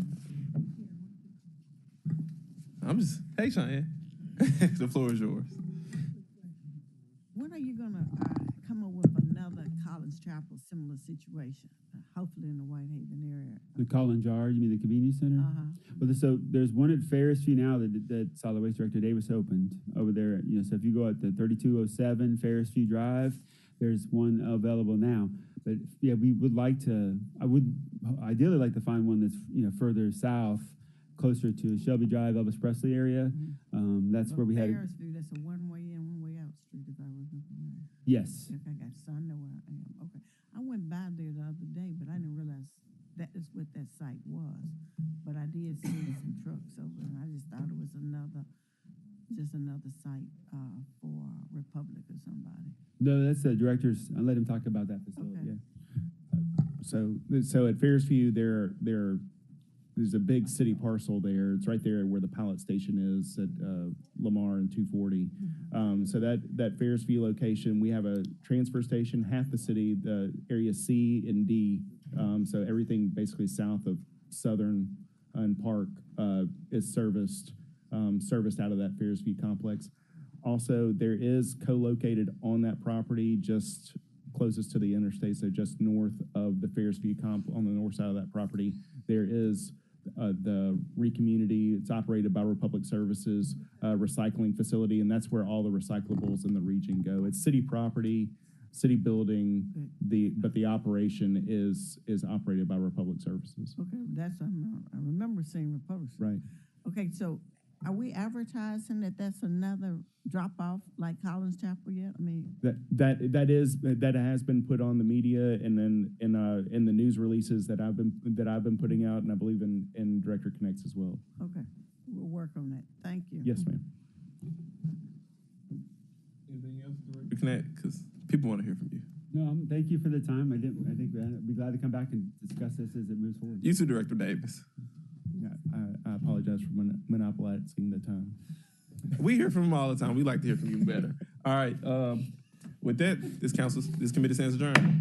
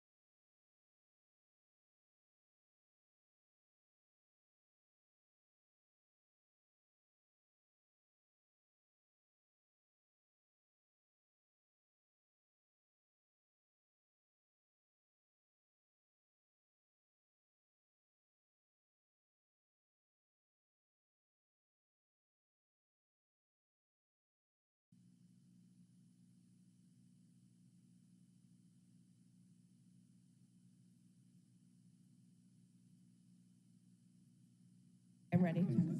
Thank you. I'd like to call the Parks and Environmental Committee meeting to order. Could we please have a roll call? Chairman Jones? Councilman Ford? Councilwoman Logan? Councilwoman Johnson? Councilman Smiley? And Councilman Warren. Also present. I'd like to go a little bit out of order here. We're going to do items number 2 and 3 first. Item number 2 is a resolution to allocate and appropriate funds in the amount of $1,900,000 for park cover line miscellaneous improvements, contract construction, project number PKTBD, all council districts, sponsored by administration with request for same night minutes. Could I please have a motion? Moved by Ford, seconded by Logan. And Mr. Walker, you have the floor. So you'll see that I've given you a handout with a breakdown of the proposed improvements by council district. 2 notes on that. One, this is based upon prioritization within the division and some conversations with council members in districts where there wasn't sort of something already set in stone. The second caveat to this is that General Services has a break-fix line in their budget. It's about $1.1 million. That covers the entire city. If air conditioning units break, if roofs fall apart, whatever the case may be. Additionally, if, for instance, and this has happened 3 times at the Gaston Community Center, an act of vandalism or theft occurs, that's not under General Services purview. So, and it's actually happened at the Riverview Community Center. We had 5 units that the copper were stripped out of. And so Parks has to incur that cost. And so from that, I say that because if that situation occurs and we need to keep a building cool or dry or warm, we will move something from this year's cover line into the next year's cover line and use these funds because they are already appropriated to cover those repair costs. But again, it doesn't happen very often, but I need to spell that out because the reason that we don't really heavily publicize this list is this is hypothetical. And so, but that being said, again, it sort of lays out what our plans are. In a couple of council districts, I will point out in council districts 3 and 4, the funds are actually being used to make sure that we get all the playgrounds resurfaced. So as a part of Accelerate Memphis, we set aside a dollar amount to resurface all the playground surfaces. The cost, because of like everything else, escalated. And so we are supplementing it with FY24 cover line funds in order to be able to make sure that we don't skip 3 or 4 playgrounds. I mean, it's more than that because it's about $500,000. But we have $800,000 left in the funds to do those playground surfaces. This will add about $540,000 to it so that we can complete that project. That will actually be going out to bid in the next few weeks. Additionally, I'll point out in Council District 6, the Westwood Pool has been a concern for a while. We have a study from an entity that has suggested that we raise the shell, or we raise the elevation of the deep end and pour a concrete bottom to prevent the drainage, which has caused our problems there this summer. We had it open the summer before last. We were putting water in it every day just to keep it functioning. And so the funds this year would hopefully take care of that. But really, again, if you have any additional questions on these, feel free to reach out to me. Y'all know how to contact me, but that is, the breakdown of it is about $300,000 goes to A&E because all of these projects have to be designed. Additionally, it will allow us to do some feasibility studies. One of the items that we talked about was at the Raleigh Community Center evaluating is the long-term use of that facility and what should be done to make sure that it's viable. Some of that $100,000 of feasibility study would go toward that. Additionally, we have a couple of other projects where we would like to price out what it looks like before we bring that to council, and that's what a feasibility study really is. And hopefully that makes sense.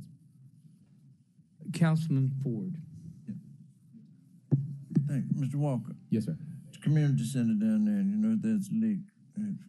What are we doing about that? So actually, I believe Melvin's over there.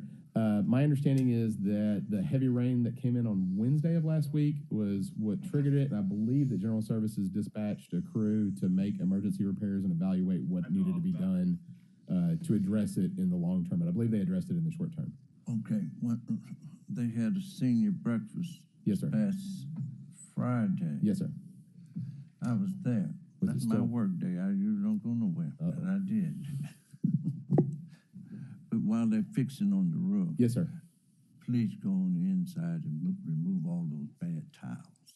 Okay. You know, because I don't want any mold or anything else coming up in there. Yes, sir. I believe typically what they try to do is they get it stabilized, and then General Services brings in a crew to change all the tiles. But we'll But get for that the project. breakfast, they should have been removed. Yes, sir. We'll get that Okay, addressed. put that for that particular breakfast, and it was all the older people that were there, and they were kind of in bad shape.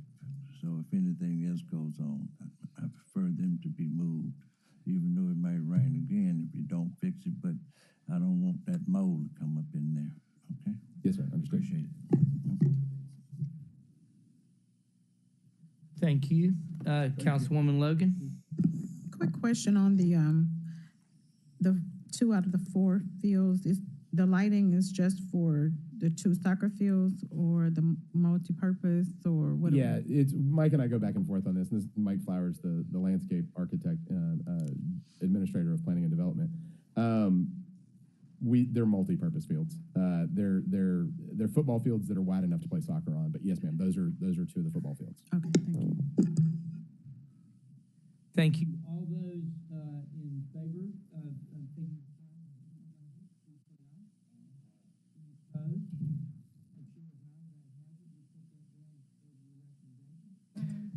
all those that is approved, we'll take that down with a favorable recommendation. Next item is a resolution allocating appropriate funds in the amount of $300,000 for park cover line contract construction features equipment.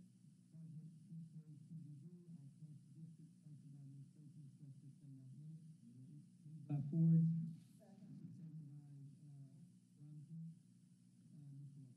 Again, you'll find that we gave you a list. This one, unlike the other one, is pretty concrete. It is a list of all the tables, chairs, equipment, bleachers, etc., broken down by council district and center. Those are the contract prices for those pieces of equipment, and so once the funds are appropriated, we will place an order and see how long the lead times on them are. But that equipment will be ordered as soon as possible. I got another question. Councilman Ford, you're inquisitive today. Yes, I am. You know, the park that's in Boxtown, Yes, sir. there was money approved to fix that park up. Where is it on the agenda? I'll have to take a look at it. I'm familiar with the park that you're talking about, it's Boxtown Park. If I remember correctly, it's got a basketball goal, or it's got a basketball court and a few other fixtures on it. No, To check and see where that is on the schedule. The short answer, the long answer and the short answer is let me look into it. appreciate it. Just get back with me. Yes, sir. Thank you. Thank you, Chair. Okay, all those in favor, please say aye. Aye. Any opposed? Okay, the ayes have it. That will go down with same night minutes. And now, Councilman, we have a presentation on the Memphis Aquifer study from the University of Memphis Cesar. It's all council districts and requested by me. I felt we've done a lot to try to keep this aquifer safe, and I felt we needed to know where we were. I'd like to just have us all updated so we understand what's going on with the aquifer now and what needs to be happening in the future.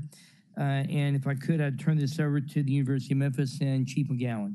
Yeah, thank you, Chairman Doug McGowan, 220 President South McGowan. Main. That's fine. Doug's fine, sir, as you know. 220 South Main Street. Early in Mayor Strickland's administration, and several of the council members who are here remember this, we all understand the value of the water that's beneath us. 800 years of the best drinking water in the world. EPA has just rated the drinking water in Memphis, Tennessee as the best drinking water in the country, and we all know how important it is to preserve that. We just count on that every day. There were some questions raised about, do we understand what all the risks are? This is around the 2016-17 timeframe, and at that time, the mayor said, well, who do we think could help us understand that? So Dr. Waldron came forward and said, we could do that for you. We just needed a funding vehicle. And so MLGW in 2017-18, then President Collins brought to you all a very small increase in the water fee that would generate a total of about $5 million over 5 years to help fund the study. That money has been collected. It's been paid to Caesar over the last 5 years. And what you're going to see is the report on the first 5 years of the study. The good news is that there's a significant amount of findings, but there's more work to do. That funding will continue into the second phase, which is about a $10 million study. We're joined by the city of Memphis in funding that through some of the ARPA dollars that will be allocated. So about a $10 million study that will continue from 2003 forward, just to make sure we have a really good handle on all the risks that are there, and so we can take actions as appropriate. So with that, I'll turn it over to Dr. Walter. Thank you very much. Appreciate it. I appreciate the opportunity to be here today. Name and address for the record. Oh, Brian Waldron, you said address? Yeah. 9063 South Wilderwood Lane, Memphis, Tennessee, 38016. Again, I appreciate the opportunity to be here today to talk about the culmination of 5 years of study on our aquifer system. And I'll go through the presentation. I have allowed enough time at the end for questions, but please don't hesitate to just interrupt right in the middle. If you have a question that pops up, I'll be happy to answer as best I can. So again, this is looking at our main drinking water aquifer, the Memphis aquifer. And the project overview was to look at the naturally occurring breaches that occur in our protective clay layer that overlie our drinking water aquifer. In this particular effort, Caesar conducted 22 individual studies that comprise themselves of master's projects and doctoral dissertations, and the results have been provided to Memphis Light, Gas, and Water for their consideration and possible implementation. What we'd like to do today is go through the efforts that were conducted as part of this study.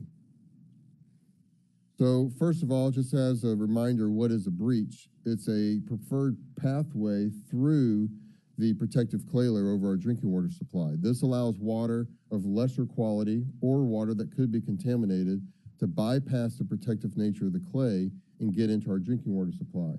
We have a lot of great water. We actually see water levels coming up in the Memphis aquifer, but if it gets contaminated, that's not going to put us in a bad place. It's going to put us in a bad place. So why be concerned about breaches? Well, as was mentioned, Memphis is heavily urbanized. We've been around since the 1900s, early 1900s, and that quick movement of water that could be contaminated in places, bypassing the protective nature of the clay. So what's the importance of the study? One, as was mentioned, we do have the best water in the nation. That's, one we kind of cheer, and that's our little mantra, but it's actually published. U.S. Geological Survey also states that we have the best water in the nation. I think if you go to, let's say, Florida, it's very sulfur tasting. So it's always great to come back to Memphis for multiple reasons, water being one of them. So what we wanted to do is study the presence and impacts of these breaches to the sustainability of our drinking water supply, which Memphis calls its own. Just to put it in context, these breaches, which are naturally occurring, fall into two categories that we've placed them. One of them is suspected, and one of them is known. Suspected breaches are derived using a variety of techniques, which I'll go through in a little bit more detail. Anomalous water table depressions, chemical signatures in the water or age dating, computer modeling, mapping the subsurface, or maybe even some type of physical measurement. In order to get yourself moved off the list of being a suspected breach to a known breach, you have to be drilled through. This is us putting a drill directly through the breach and ensuring or making sure there is no clay. It's an eyes-on approach. So that's how you get validated. So one technique is drilling. And the type of drilling that we use is rotosonic. This gets us the actual core from underneath the ground. So when we drill, we are getting the actual sediment that we go through. So we'll get the topsoil. We'll get the sediment that comprises our shallow aquifer. We'll get the clay that protects our drinking water supply, and we'll get the sand, the Memphis sand. So this is a great method for doing this. The only problem is that it gives us just one single location of where we get information. This type of drilling, called rotosonic, is $30,000 a hole. That is very expensive. So we can't just answer all the question marks in the black area that you see on the screen by just drilling a bunch of holes. So we have to go about this a different way. So we use a lot of techniques to hone in on where a breach might actually be. Then we go and drill it with something very expensive. One such technique is geophysics.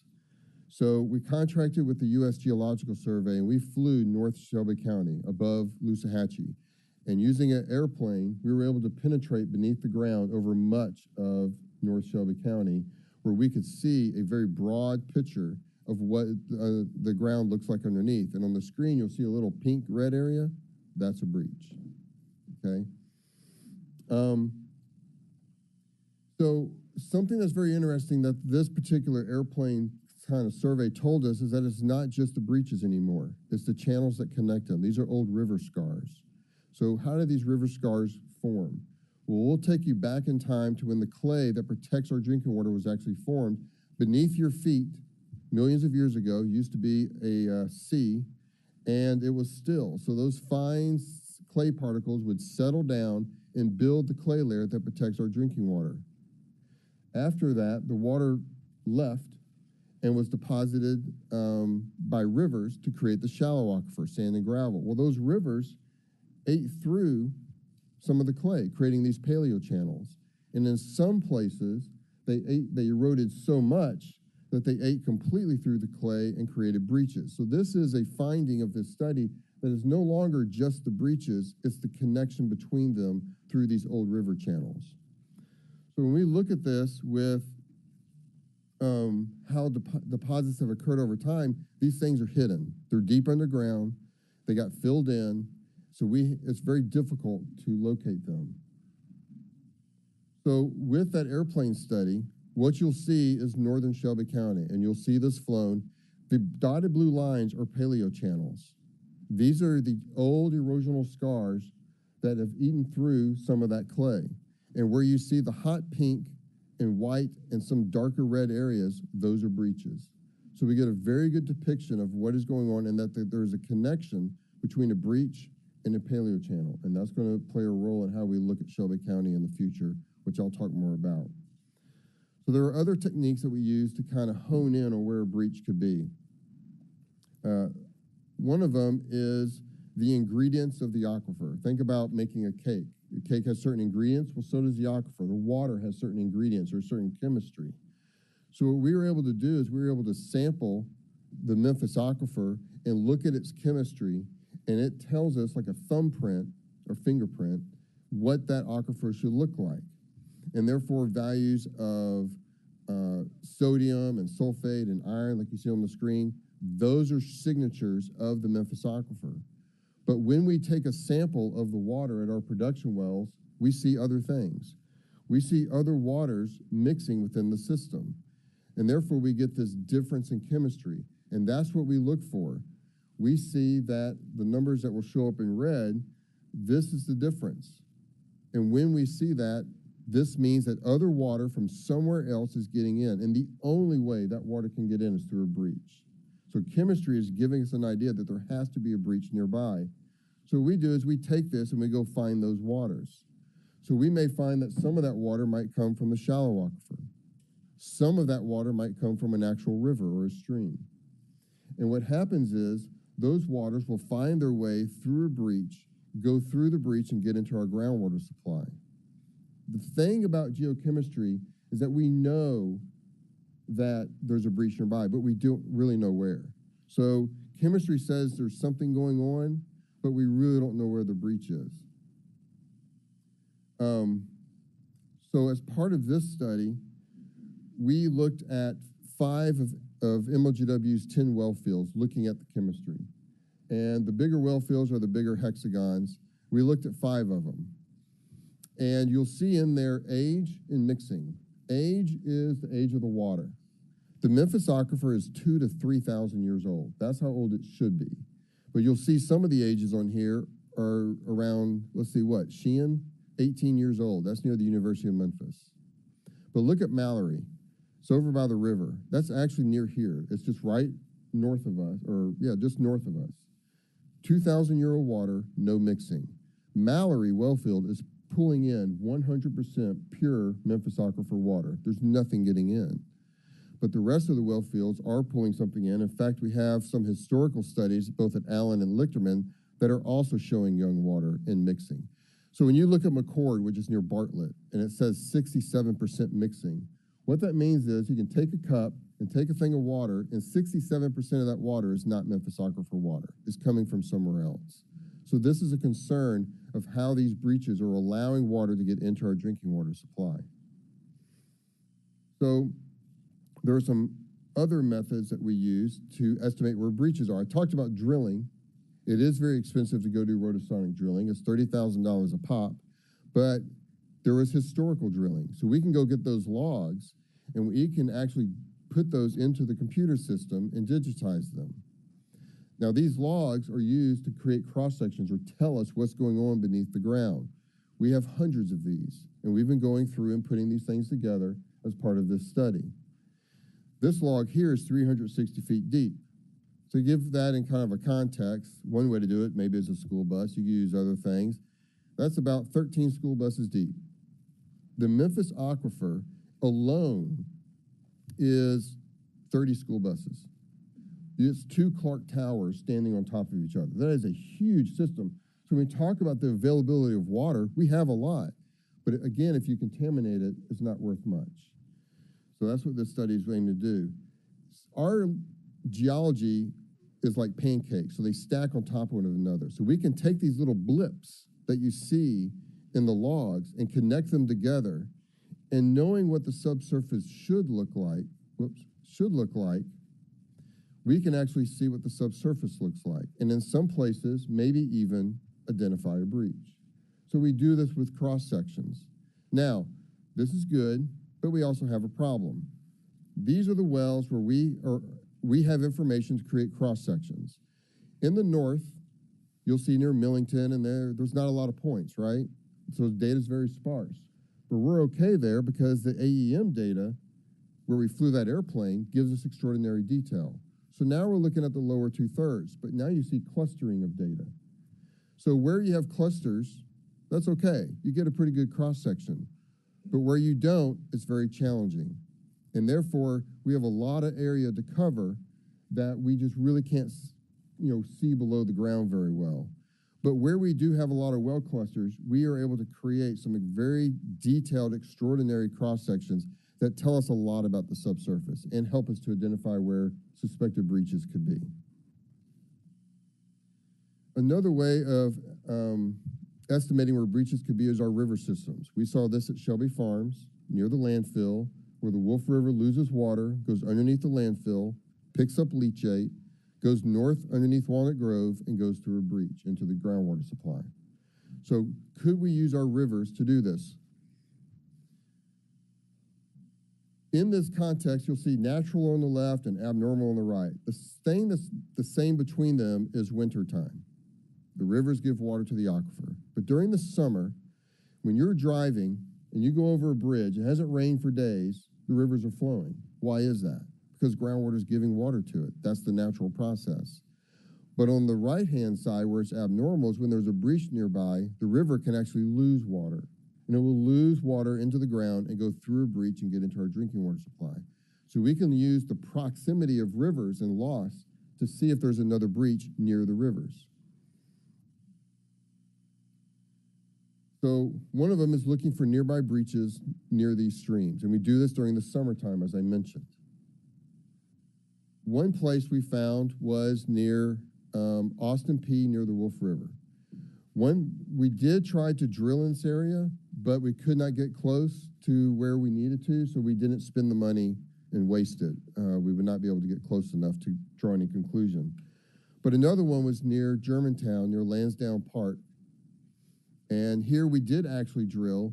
The drill went through clay, but when we look at water levels between the river, the shallow aquifer, and our drinking water aquifer, the Memphis aquifer, there is something going on that tells us that there's not a breach underneath that drill rig, but there's one nearby. So that's helping us see this. It is not enough just to look at how the rivers are losing water, but understand the mechanics of it, because our streams give water to the shallow aquifer or receive, and we are beginning to see that the shallow aquifer is a big contributor to water to our drinking water supply. Remember the 67%? So we want to understand how streams are giving water. One way is we looked at Loosahatchee River, Wolf River, and Noncona Creek, all three of them, to see how they exchange water. 20 of the sites were really fast, 79 to 620 feet per day. Now, to put that in context, in the Memphis Aquifer, the water flows at 0.1 feet per day. That's really slow. So the rivers are really pushing some water out through the riverbed. But 6 of the sites are really slow. And look where they are. Most of them are on Nankana. What we found interesting about Nankana Creek is that it is disconnected vertically from the shallow aquifer. There's clay somehow underneath the entire river, about 3 feet down. Now, it's not the protective clay to our groundwater supply, but it's there. But interestingly, when we did one of our studies right here at Mount Moriah, you'll see these little dark blue dots here. I don't want to blind somebody. These little blue dots over there, they're real big. That's loss of water from the river. That's that anomaly we're looking at. And when we went there, we looked at historical photography and found that someone had done a burrow pit and had dug down to get gravel or sand, whatever, and they ate through that clay. Now Nankana right there loses water to the shallow aquifer. As irony would have it, and this bad irony, there is a paleo channel, remember the thing that connects the breaches, that leaves from that location, goes northwest to the Wolf River, and goes underneath the Sheehan well field. So Nankana Creek, though very far to the south, can give water into a channel that moves toward Sheehan well field to the northwest. Yeah. Another way, well, this is a very small sidebar. The public have asked numerous times, can you fill a breach? So at the last public forum in 2018, we said, you know what? We're going to check it out. So we did. We did it in the lab and we did it with modeling. This is the rate of flow through clay, the protective clay to our drinking water supply, and that through a breach. There's about an order of magnitude of 10,000. That's a big difference. So using some tests in the lab and some modeling, we said, well, what if we take a bentonite slurry, that's like a milkshake, and you squeeze it into the ground and you fill all the pores between the sand so the water can't get through. Where water would go, you put clay and it can't get through. We made it 15 feet thick. And when you do that, it really does. It reduces the flow of water. Remember before it was 14.3. Now it's 0.16. But still not slow enough compared to clay, and that value is 0.056 is fast for clay. There are places in the clay that are much slower. 0.00058 in feet is 1/100th of a millimeter. So there's a millimeter. Think about a pencil lead. Think of 1/100th of that. That's how slow it moves through the clay.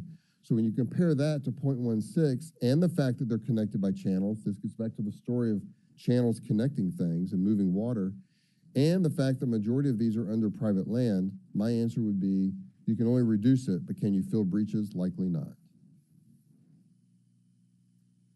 Modeling is another way to see where breaches could be. There is a lot that goes into how groundwater is connected through precipitation, through rivers, all of that. It's too much for the human brain to kind of put it all together. So of course we use numerical models to do that. We had a model walking into this study in 2018. We called it Caesar 1. We're very clever with our names, by the way. Yeah, isn't that right? So its period of simulation was only from 2005 to 2016. But when we look at what's going on in Memphis, when the study started, it was in our head, you know what, there's more breaches out there than we suspected. Well, I'm going to put myself out there and say, I think there's contamination heading our way that just hasn't hit yet. And the contamination that we're looking at came from the 1950s, 60s, and 70s. We call this legacy migration. This isn't as though you dumped oil on the ground today and it finds itself in the aquifer. Now, that's not good, but we're talking about legacy data migration that happened before the Clean Water Act in 1972 and before the Safe Drinking Water Act in 1974. So what we did as part of this study is we updated the model, Caesar 1, and we extended it from 2005, went back to 1960 and carried it. It says 2021, which we did for this project, but we've carried it forward using other funding to 2023. And this allows us now to take these contaminants from the past and move them through time to see what they could be doing. The model helps us do a lot of things, actually. Some things that went into it that were part of the study, accurate annual pumping. We put in pumping for every single well, for every single month back to 1960. And that was with MLGW's help, giving us all that data, industries giving their data, other municipalities giving their data, because this model covers all of Shelby County. Improved measures of hydraulic connectivity and storage. Breach connectivity. I mentioned before one of these councils that for the very first time we drilled through a breach. We took that sand, took it to the lab, and measured how fast it went through. New breaches in the Sheehan well field. We'll talk a little bit about that. We did some targeted research there. And as I mentioned before, the groundwater surface water and how it's interacting with our groundwater supply. All of these things got pushed, all this new data got pushed to create Caesar 2. So what are some of the models telling us? One of them, we ran 100,000 models. And what we see is that contaminants or young water tend to reside in the upper part of the aquifer. Remember, it's very thick. 2 Clark towers standing on top of each other are 750 feet thick. So wells in the upper part of the aquifer are more prone to see young water or contamination. So this study looked at what if we dropped them deeper? What if we took the wells and put them in the deep part of the aquifer? What would happen then? Now, it's not just put it there. The contaminants, if you start drawing, could bend and start going down. So what did that do? Another one is seasonal.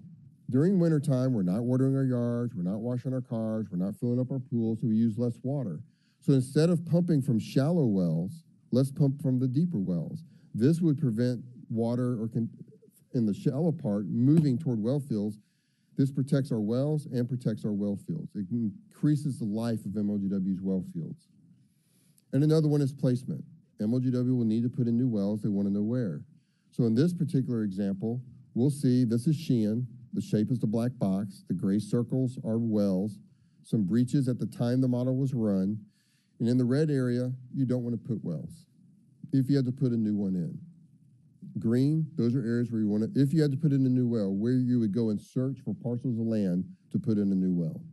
So these types of models inform us that, and this ran to 2050. So that means by the year 2050, you're not going to see young water contamination getting into that well. That's the projection.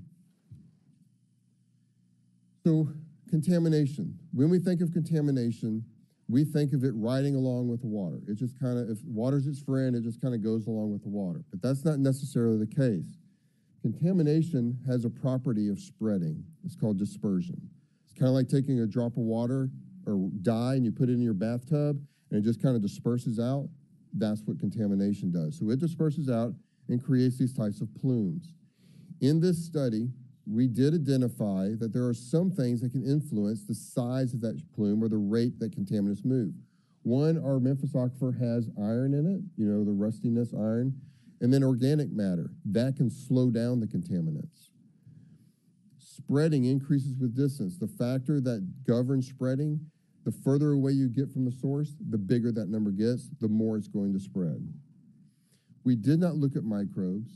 But we do know that microbes can consume contaminants. And then also knowing where the breaches are, their size, that gives us, getting those numbers right, helps the model to be right. Junk in equals junk out. So we want to put good stuff into the model so we get good stuff out.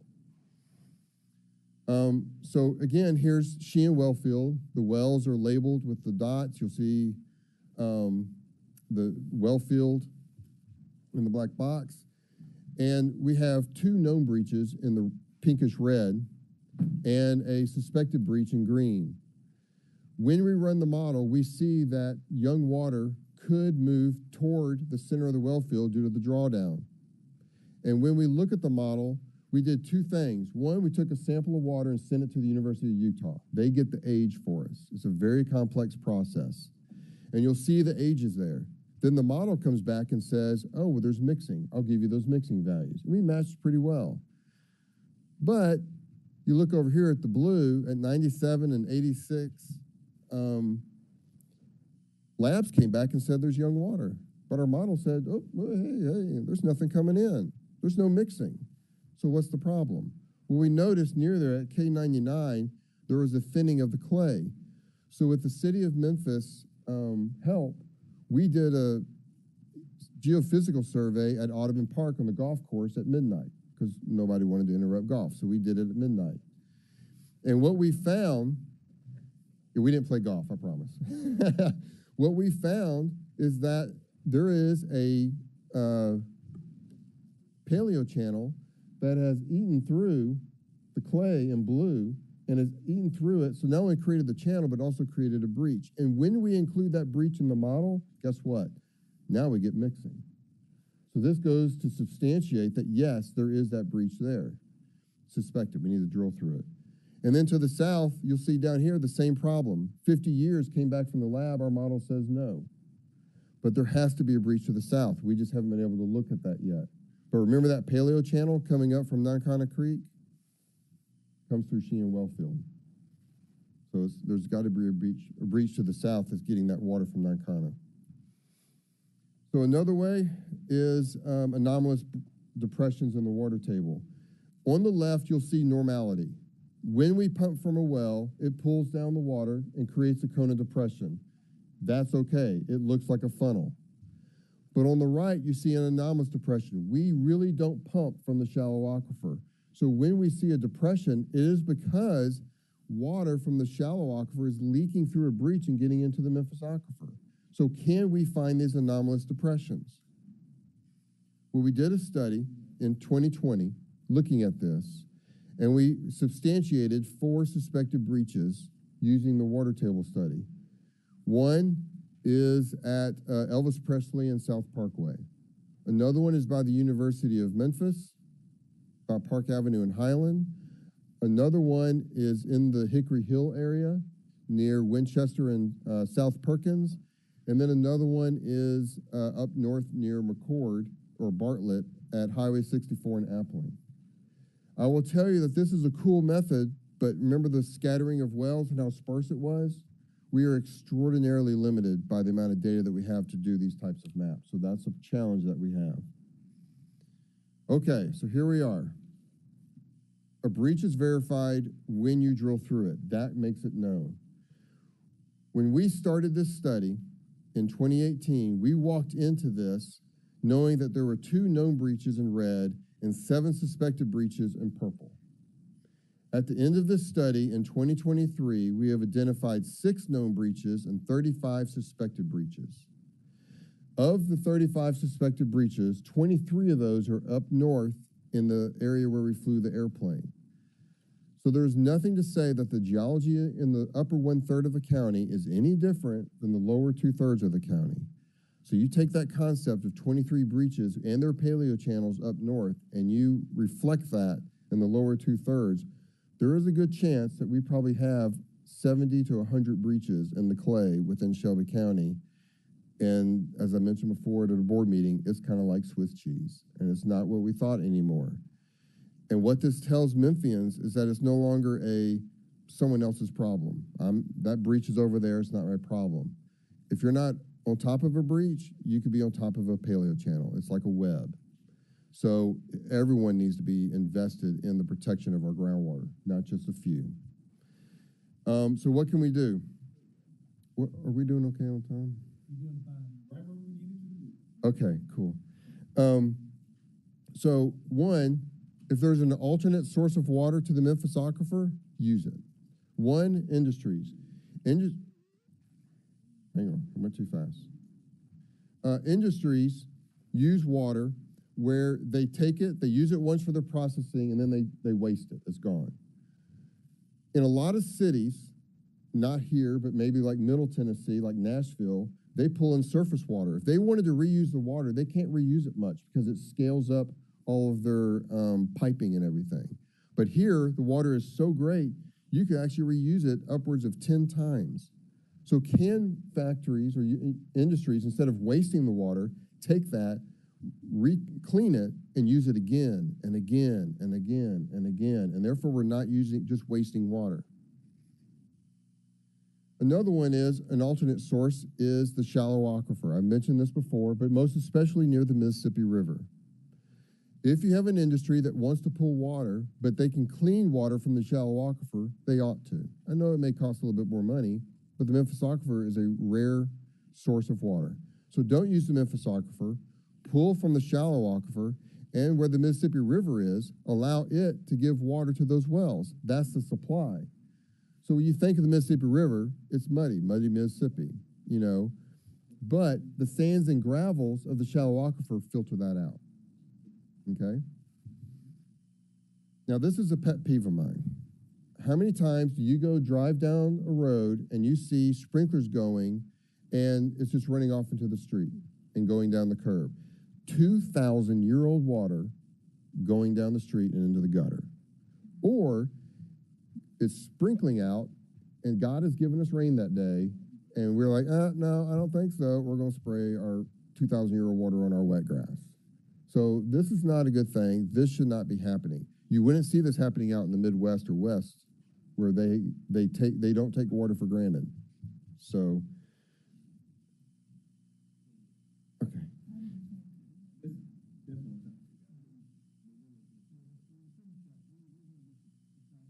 Okay, cool.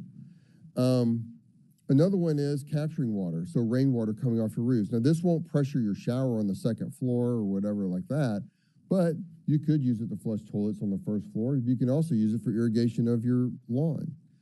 40% of the water during the summer that's used goes to irrigating lawns. So why not use the rainwater instead of letting it go down the curb? So another one is contamination. Being able to dispose of our waste properly and having these facilities available to citizens more easily so that they're not like, well, that's way far away. I'm not going to do it today. It's easy for me to just throw it in the can or throw it down the drain. If we can find a way to capture this and not have it go into the system, that would be great. Another one is what we can do in our home. Fix the leaky faucets. Turn off water when you're brushing your teeth. Turn off rinse water. Shorter showers. Now, MLGW has all their data, and they're able to do the bigger, heavier lift kinds of things. These are things that we can do, the citizens can do. So remember that legacy contaminant migration thing that I'm like, I think something's heading our way, just hasn't hit us yet kind of stuff? This is an illustration for what that is. So in the 1960s, a company is dumping waste into an unlined pit. This was kind of typical. You know, no liner, just dumps it out the back door. Well, that starts moving through the system, through the 70s and the 80s and the 90s, on until we finally get to present. But that well off on the left, it just doesn't reach there. This is today, and that contaminant has not yet reached the well. It may in the future, I don't know if the Jetsons in there, but will in the future. But what can we do to not have it contaminate from where it is today all the way to the well? The only time we know contaminant hits us is when it hits a production well. That's the wrong time. That's when it's going into the plant. We want to catch it before that. So what we can do is use private wells. And there are a number of private wells. And what happens is we can go and sample those wells working with the Shelby County Health Department as a strong partner in order to short circuit that path, find it, and then fix it before it moves any further. So these are all the wells where we were able to sample. And you can see the clustering and the sparseness. The question marks speak to the sparseness. A lot of that clustering are well fields. What we want to do is we want to intercept that contaminant where the question marks are. There's a map I'm unable to show you yet because I'm still getting permission from the health department to show it. But a lot of those question marks are filled in. And this is the great partnership by private wells. This is the great partnership that the health department can bring to this type of effort. So future efforts, just to kind of touch on some, this is the last slide. This gets into the new project. These are just a few. One, taking what's in North Shelby County, and if that was the same in the lower 2/3, what does that mean? Do a parcel by parcel hotspot contamination, looking back to the 60s and 70s for where contamination could have originated, put that into the model and tell us where it's going. So that's going to the very old maps, to Sanborn maps, pulling that in. Determine the time of travel from the ground surface down to a breach. We've never done that. We've only looked at from the breach to the well. We've never gone up to where it originated from. That's hard science to do, but we're going to do it. You saw the 5 well fields that we hit, plus some historic wells. We need to hit Morton well field and Allen well field. We need to improve characterization of the shallow aquifer. I've mentioned before the importance of the shallow aquifer. It gives water to the Memphis aquifer. We need to understand it better. The shallow aquifer, we get regular readings of water levels in the shallow aquifer. You want to know from how many wells? One. Just one. And it's over by the zoo. And the zoo leaks like a sieve with all the water features, so we can't trust that well. So in essence, we have no water levels there were no regular water levels being monitored. Through this effort that we've been working on, that y'all help support, we have about 10. So we're moving in that right direction. Urban geophysics, taking what we were able to do up north with the airplane, which you cannot do over houses, you can't fly that over houses, is to use some other technique to drive the roads or use the easements, the gas easements, the electric easements, the medians of roads, anything you can get your hand onto and put some of this geophysics and see if you can find either a breach, but more than likely a paleochannel. And then lastly, keep all this data, keep it going into the model so it keeps updating itself a lot more. Thank you for your time, and thank you for your support, and we're happy to answer any questions that you may have. Thank you for that presentation. I think that gives us all a lot more information and probably thousands of questions.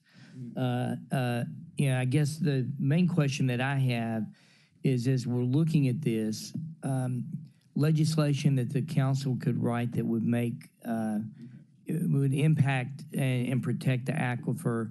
I think those sorts of things might be helpful coming from you, and perhaps sometime other than a committee meeting, we could get together and try to work on legislation that may improve it.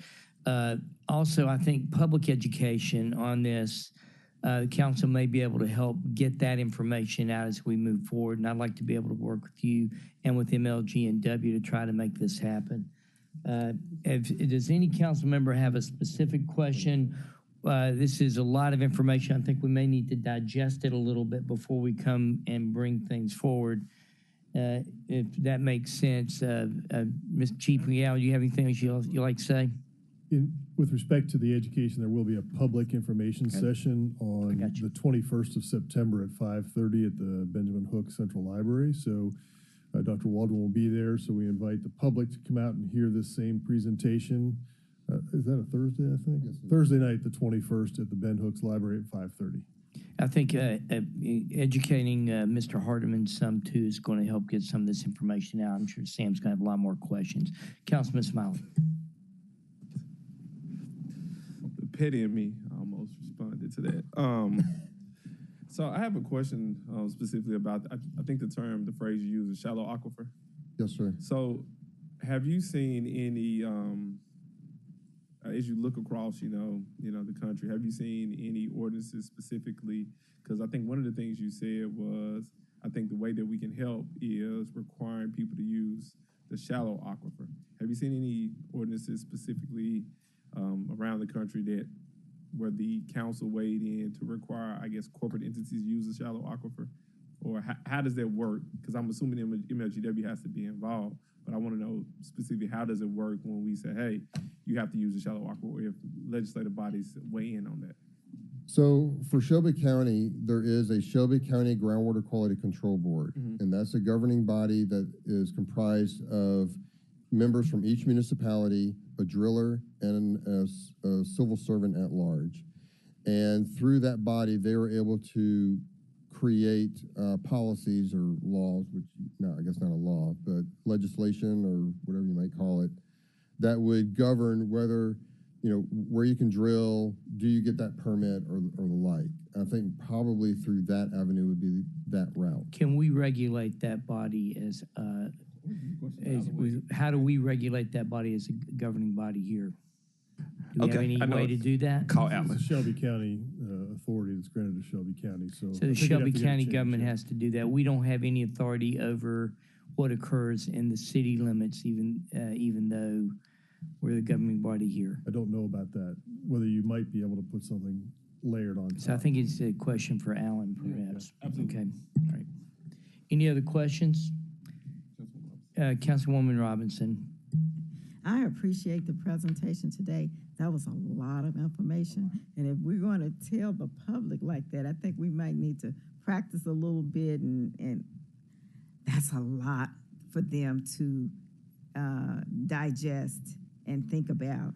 So what I am hearing here, and I just want the council to be reminded, when we have this reoccurring theme on many levels, we all have to contribute and participate in making those changes that we need, not just in our waste, but with our water, with our electricity. Everybody's got a responsibility here. And I think that if you start with that position, that this is something really important to us as not just leaders, but for every citizen in Memphis, and listen carefully. But work on this presentation and make it just a little simpler to understand, fewer slides. I know it's a lot of information, but what you're trying to say to us was really great, is that we have aquifers now that are being penetrated by something that we don't know what it is yet. Am I correct? We know what they are, but where they are is the trick. Okay. Yeah. Yes, ma'am. So that's the story that you need to tell, and whatever it is that you need citizens to be able to do, not just hear the presentation and be worried about it, but they need to know what are those action items. Yes, ma'am. What can we do at this point as we start a new study and continue to work, and you will share with us in the future, and what date in the future, what are the other things that we may need to do to mitigate this issue. Yes, ma'am. Does that make sense? Yes, ma'am. Okay, And on the new study, working with MLGW in the city, we'll be doing 2 public forums a year. Okay, thank you. And then all the background information is being posted on our website, so that will be available. And then we have some documentation that simplifies our language into fact sheets, and those will be available to the public as well. Okay. But yes, ma'am, I hear what you're saying. Make sure that is available. Yes, ma'am. This is a lot of great information, but it needs to be something that we can all digest. Yes, ma'am. Thank you. Thank you. I think the public education component, we're going to need to rely on MLG&W to help us some with that. I really was interested in that rainwater, watering your yard contraption you had there. That's a business opportunity for someone here in the community. We need to have some of our business people look at that. I believe we've got Councilman Smiley, one more question, and then after that, we'll close up. Go ahead, Councilman. So I guess another question I may have, maybe you put in your next report, because I think we spent some time talking about decontaminations and where contaminants are coming from. What I would like to see going forward, whether it's you can speak to it today or maybe the next time you report, could you talk about to what extent, if any, that drilling has on the amount of contamination we have in the aquifers? The drilling is not causing the contaminant. Any drilling that's done gives us a picture at that location, and we're able to sample the water. So if a contaminant's moving and we're able to have private wells, let's say, that are drilled to that location, we can be sampling that water, and as that thing gets closer, we may be able to see it and be like, oh, hey, something's coming our way. Helps the citizen, but also helps MLGW, because you're not waiting for it to eventually hit a production well.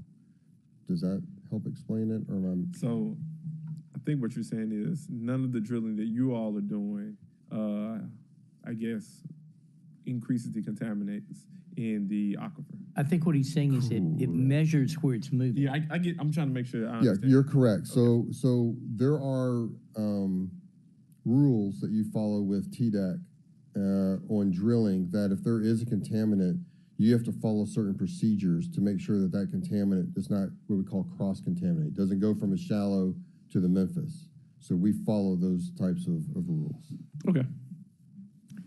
Again, thank you very much, Doc, for this presentation, and thank you for this presentation. And Mr. McGowan, thank you. With no further questions, this committee is adjourned.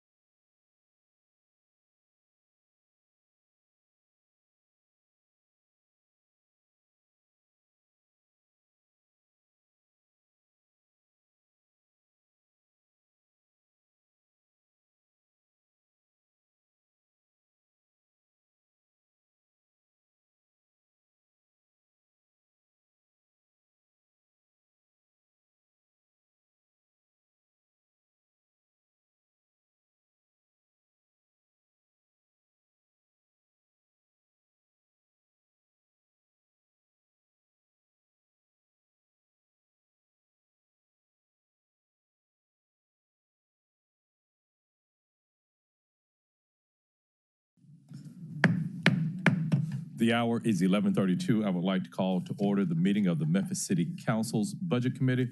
Ms. Owens, would you conduct a roll call, please? Councilwoman Logan. Present. Councilman Smiley. I think I'm here. Councilman Warren. Present. Councilwoman Robinson. Present. Councilman Ford. Chair Jones. Present. Colleagues, we have one item, and I'm standing in the seat of Budget Chair Carlisle.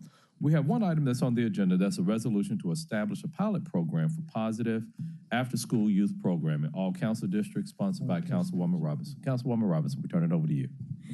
Thank you, Mr. Chair.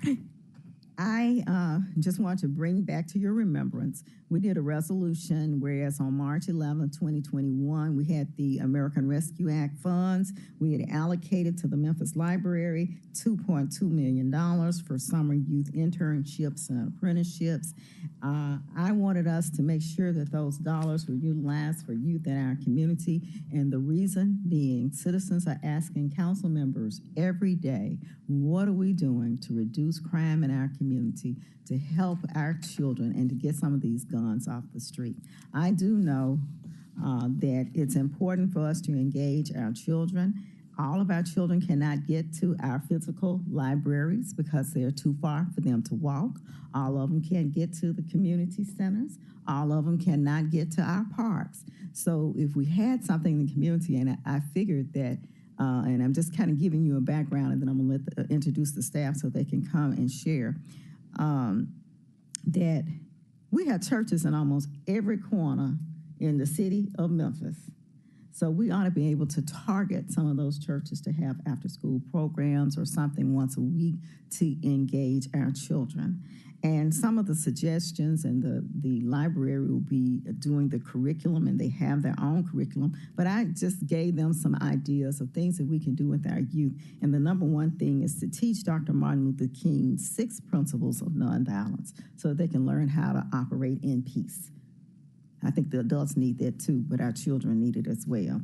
Age-appropriate movies, table games, financial planning, and literacy for youth. I don't want it to be just about education. I want them to be able to feel, talk, share with each other in a manner that they're not used to, because all they're doing now is they're playing with these electronic games. They're not having any FaceTime, any eye contact, any handshaking. They don't even know how to communicate with each other. I want to see table games, where kids have to interact and learn how to talk to each other and not pull guns out and knives and fight because we didn't win. We got to learn how to engage. Financial literacy for our youth, that is so important in our community as they age and become adults. We have a speaker series from the library, as well as our youth director, Aquifer. Beginners civics, the arts, drivers education. They have videos. You don't have to put anybody in a car, but you can give them some education. Car maintenance, hospitality, holiday celebrations, mental health awareness, nutrition. And when I was talking to my husband about hospitality, I said, you know something, they need to have a class on how to clean up their room at the house. I'm just simple things that children are not introduced to, or how it's healthy for them to live in a healthy environment.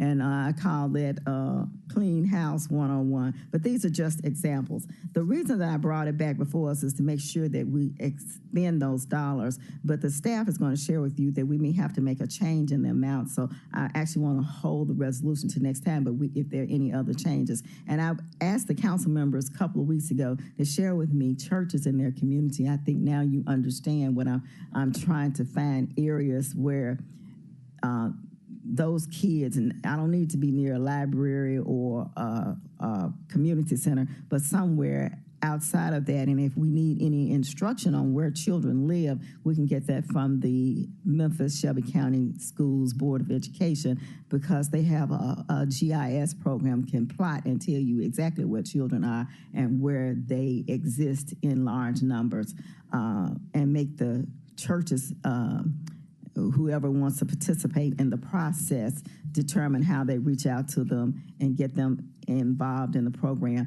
And Martavius, I've asked the staff to make sure that we set some evaluation measures, because if we don't measure it, we can't manage the program. So is it proper, Mr. Chair, that I ask Director Keenan, Chief Ryan, and Ms. Fouché to come forward and share the information that we have talked about, and then next week we have the exact number that we're going to place on here, because we had some other obligations of these dollars. Before we heard from the administration, is there any council member that has any questions for Ms. Robbins? Well, I do. Okay. Mine, and it's just general in nature. Can we, and this is just going to be a recommendation for the general resolution, open it up to other organizations, not just religious? Yes. Okay. That's And I'm just looking at how things are literally presented on here. And then the but age. I want it to be walkable. No, Okay. indeed. Because let's just say it may be within a couple of blocks of that church, it might be a nonprofit or any other type of organization that's part of that.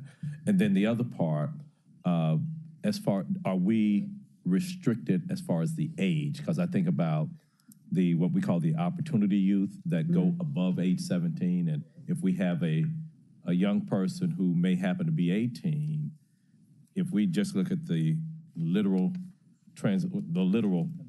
way that this is presented, they're 18, they can't participate in this. Because can we just say young people, if you would, not necessarily put an age limit on it? I don't know how much that alters what you're trying to do. So I'm trying to get the younger people, the earlier I can get them, the better they have opportunities. We already have programs and dollars that we're spending on our opportunity youth, but we're doing absolutely nothing for the young people in this age group. The Y is doing a great job after school, but they're charging people. And if we need additional programming, they are willing to share those programs with us. I think that this is an opportunity for us to reach those young people before they get to the age that you're talking about. Okay. Just want to hear from you. Okay. Thank you.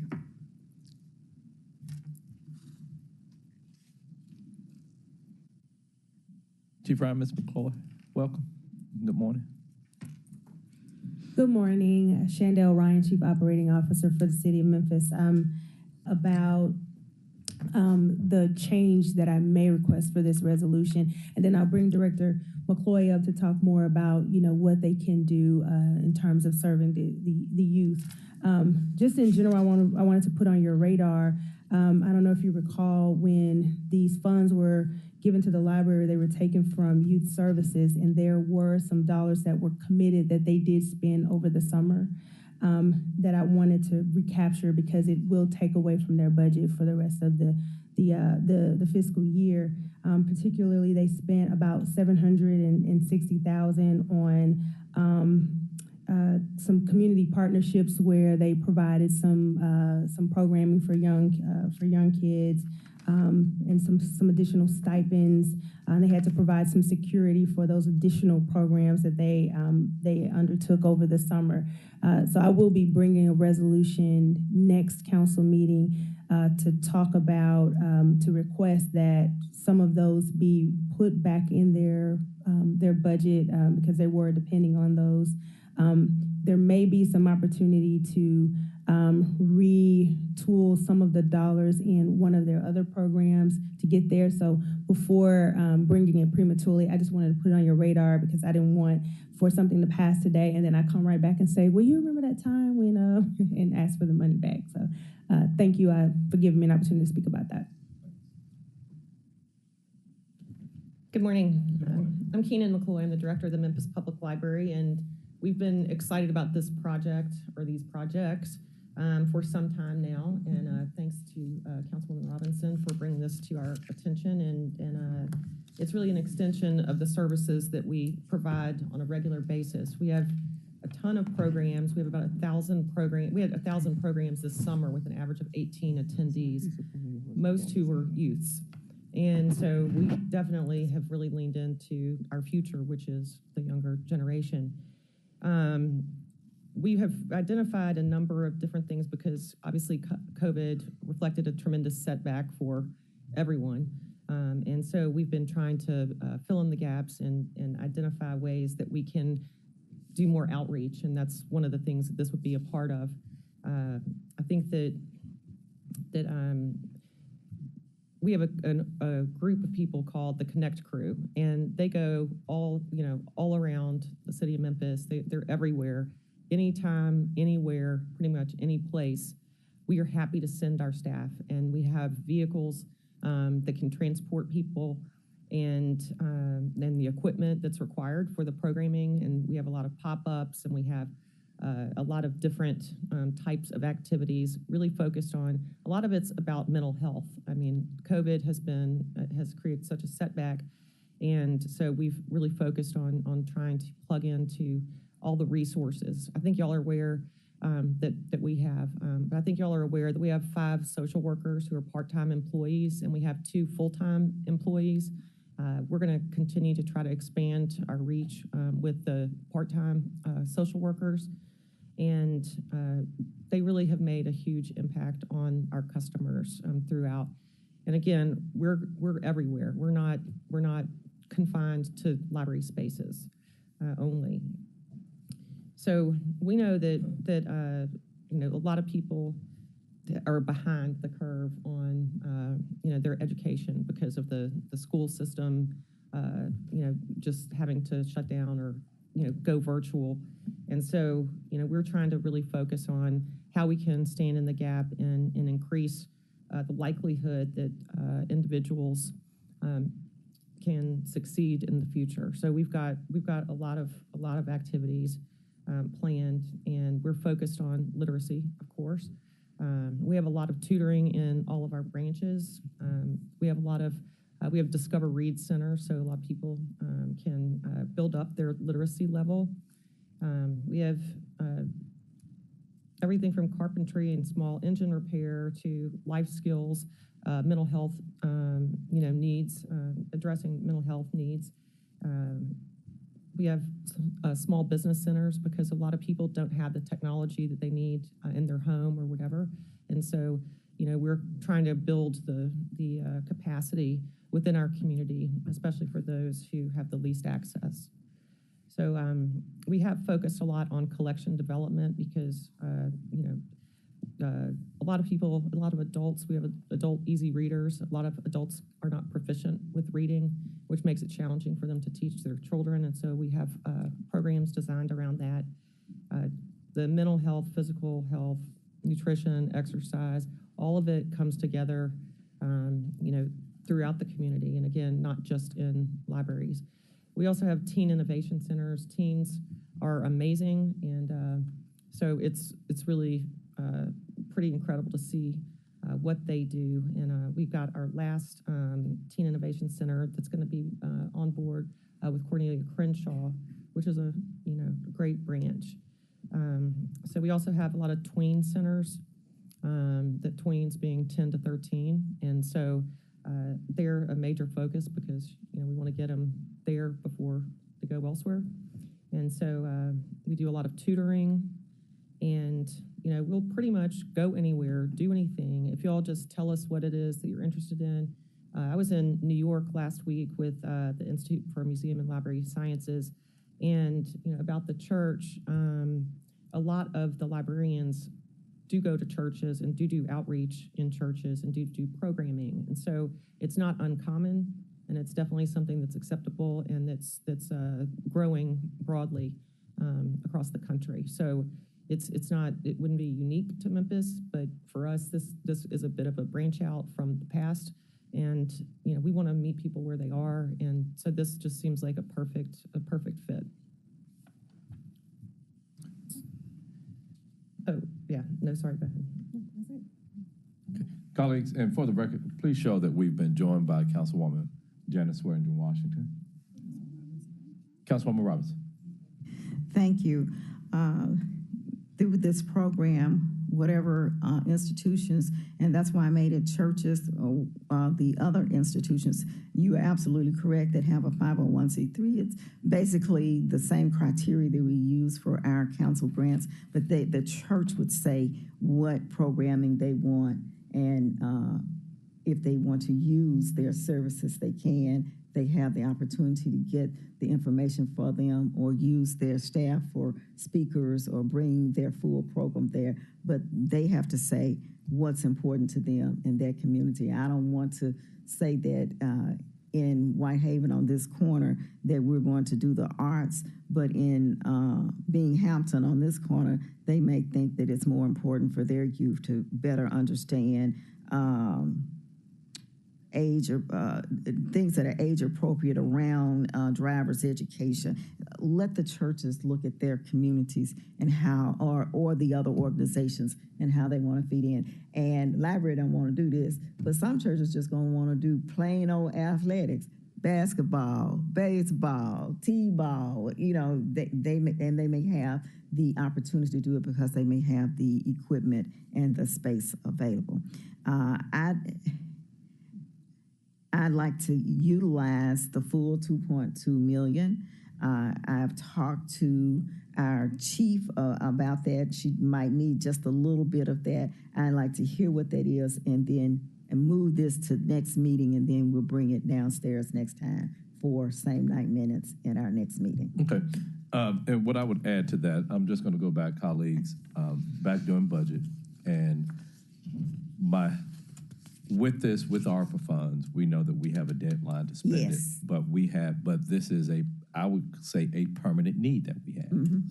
And just today, colleagues, we've had two particular issues that had we addressed that tax increase that I talked about, we could have had a cleaner city to have additional funds for that. And then what I call opportunity youth. And so that was the purpose of all of this, for us to have money to do, because I didn't know what program was going to look like.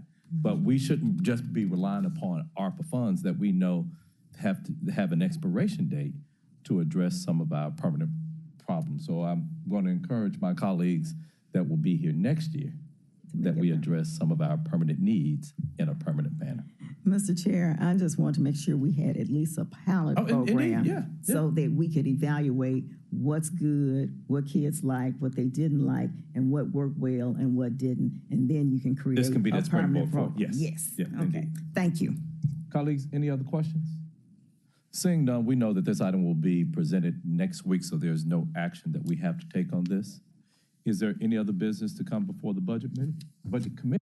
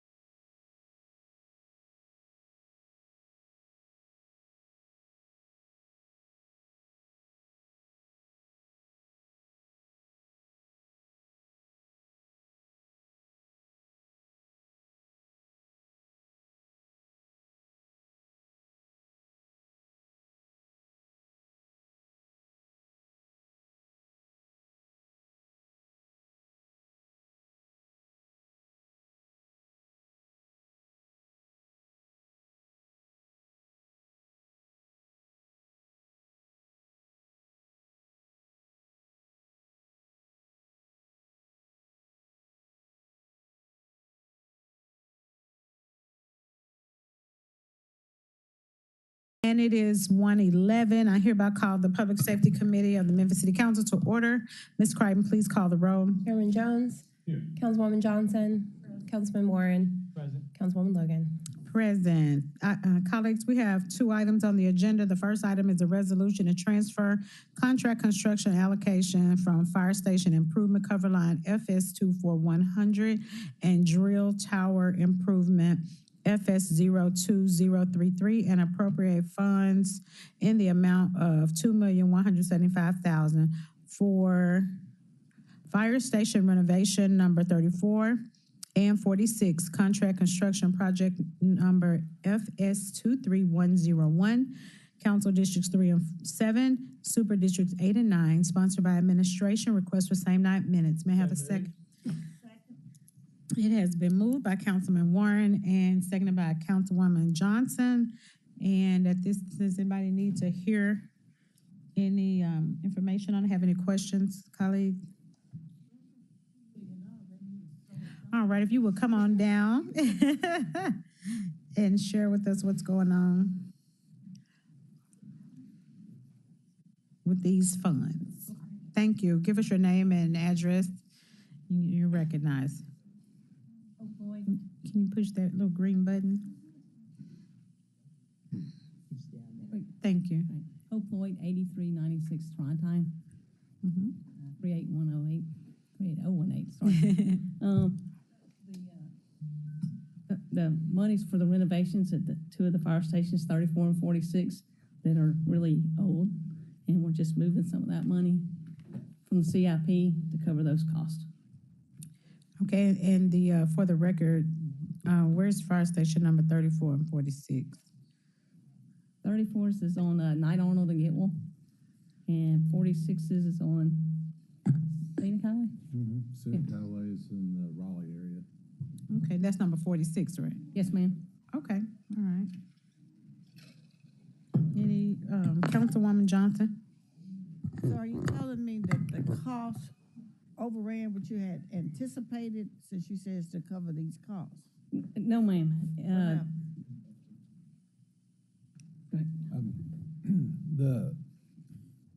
The other project in this is our fire station patio project 4, phase 4, and there were some cost overruns there where we had to move some money from the drill tower. But this project is it's designed to improve the gender separations at both fire stations and add an EMS lieutenant's office to one of the fire stations. But there wasn't any cost overruns there. It was just the cost of the project. So y'all underestimated the cost?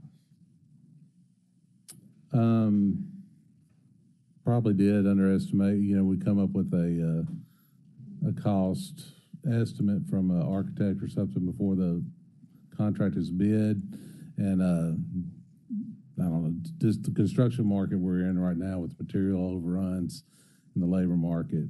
A lot of times, by the time they get to bid, they're a little bit higher than what we anticipated. Okay, I hear you, but it's confusing. Okay, thank you. You sure, Councilwoman? Hey, they doing the best they can. Okay, all right. I mean, we can get some more information from, if you need some more information, we can have them send you some. Okay. All right, and so my understanding, you all are just requesting that this money be transferred over so you can get started on the project? Correct. Okay, all right. All right, well, anything else by any other colleagues? Any questions? We're going to take a voice vote. All in favor of adding this item to tonight's agenda with same 9 minutes, say aye. Aye. Any opposed? In the opinion of the chair, the ayes have it. Thank you.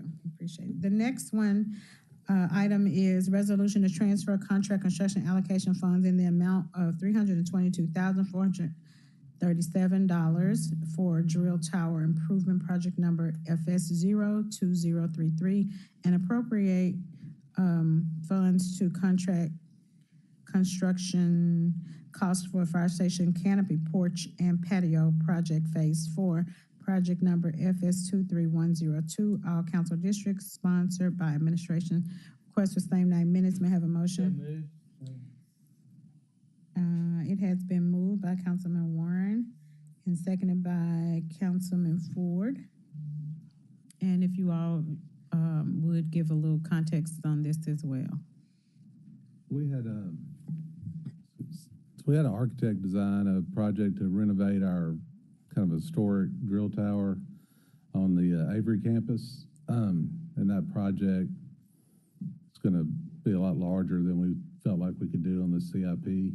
So we transferred some of that money to our patio projects where we need a little extra money on the phase 4 part to complete it.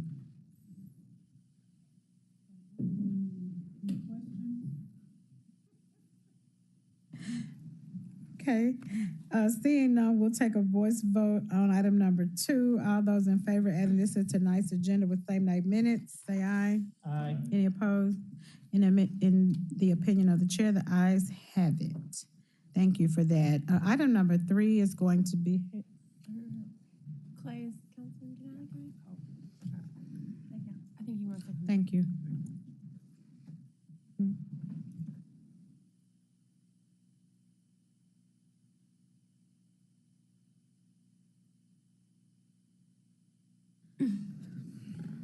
All right, we're gonna hold for a minute, Councilman Canali, which is to share some information on item number 3.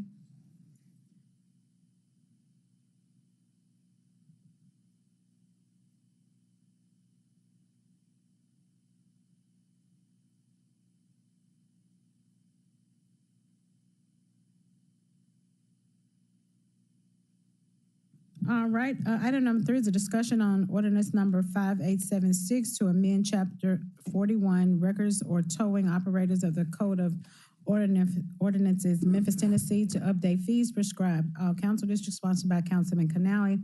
Councilman Canali, you're recognized. Thank you, Madam Chair.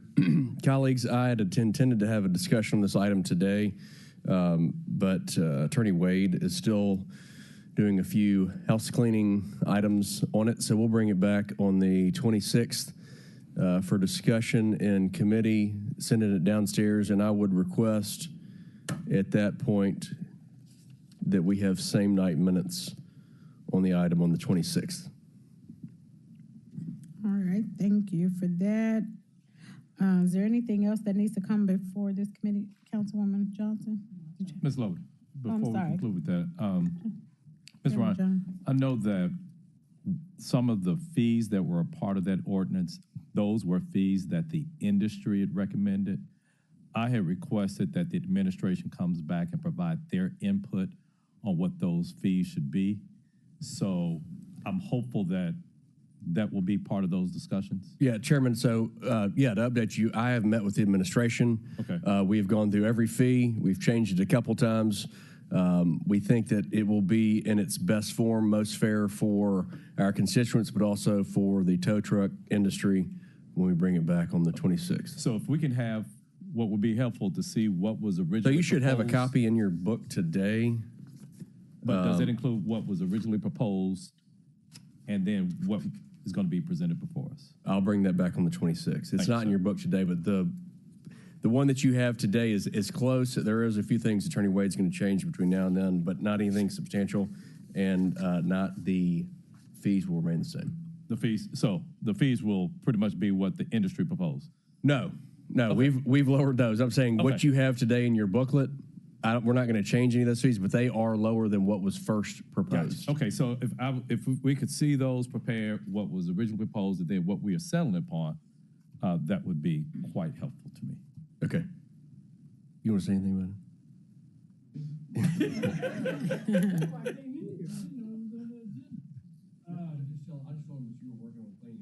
Okay, so I got a copy of the. Oh, hit the mic. And I have the State your version. name and your address for the Alan record, Wade, please, sir. Thank you. Council Attorney, 125 North Main, room 514 in the little hole over there. Okay, now, so I got it. They asked me to review it. I noticed a number of things that were not consistent with state law. So to your point, there is a cap on the fees, and the cap in the state law is that it can't exceed the fees that have been approved by the highway patrol for this district if the people were towing cars on the interstate. I've been advised that we are well below that cap. I do have the prior versions, and I'll give you what was originally proposed and what was done. I can do that. Okay, very yeah, easily. that would be. But it needs to have some cleanup. But that fee can only be charged for 21 days, absent given notice that we're going to extend it for an additional period, and that's not in the ordinance either. And I'm not even sure that the city's complying with that, but that needs to be in there. Okay. So there are a number of things that happened since 2006 under state law that we didn't incorporate in this version, and I'm trying to bring it up to date. Okay, thank you. Thank you, Madam Chair. Thank you. Any other questions or comments? Any other business that needs to come before this committee? Seeing no more business before this committee, we are adjourned. Thank you.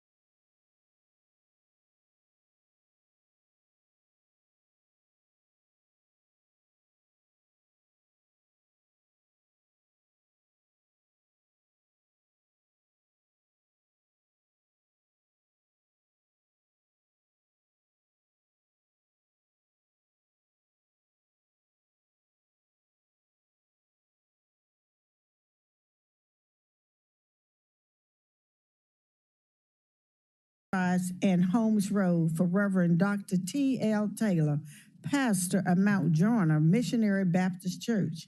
This resolution is sponsored by Councilman Ford. He's also requested same night minutes. I have it being moved by Colvette. Moved by Ford. Did you move it forward? Okay, Ford and seconded by Colvette. Thank you. Okay, would you like to speak on this matter, or would you like to save your comments for later this evening?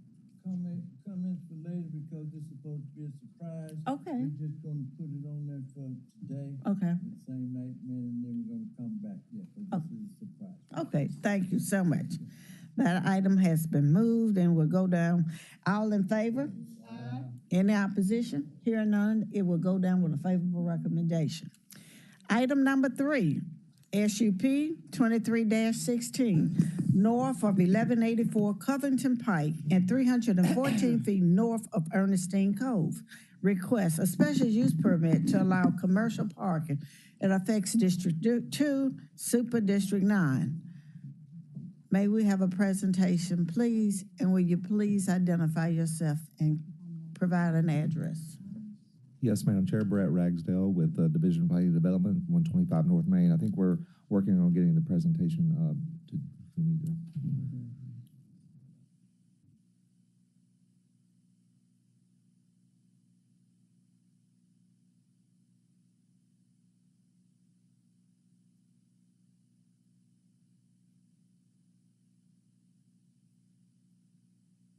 And we get a motion on this item in a second.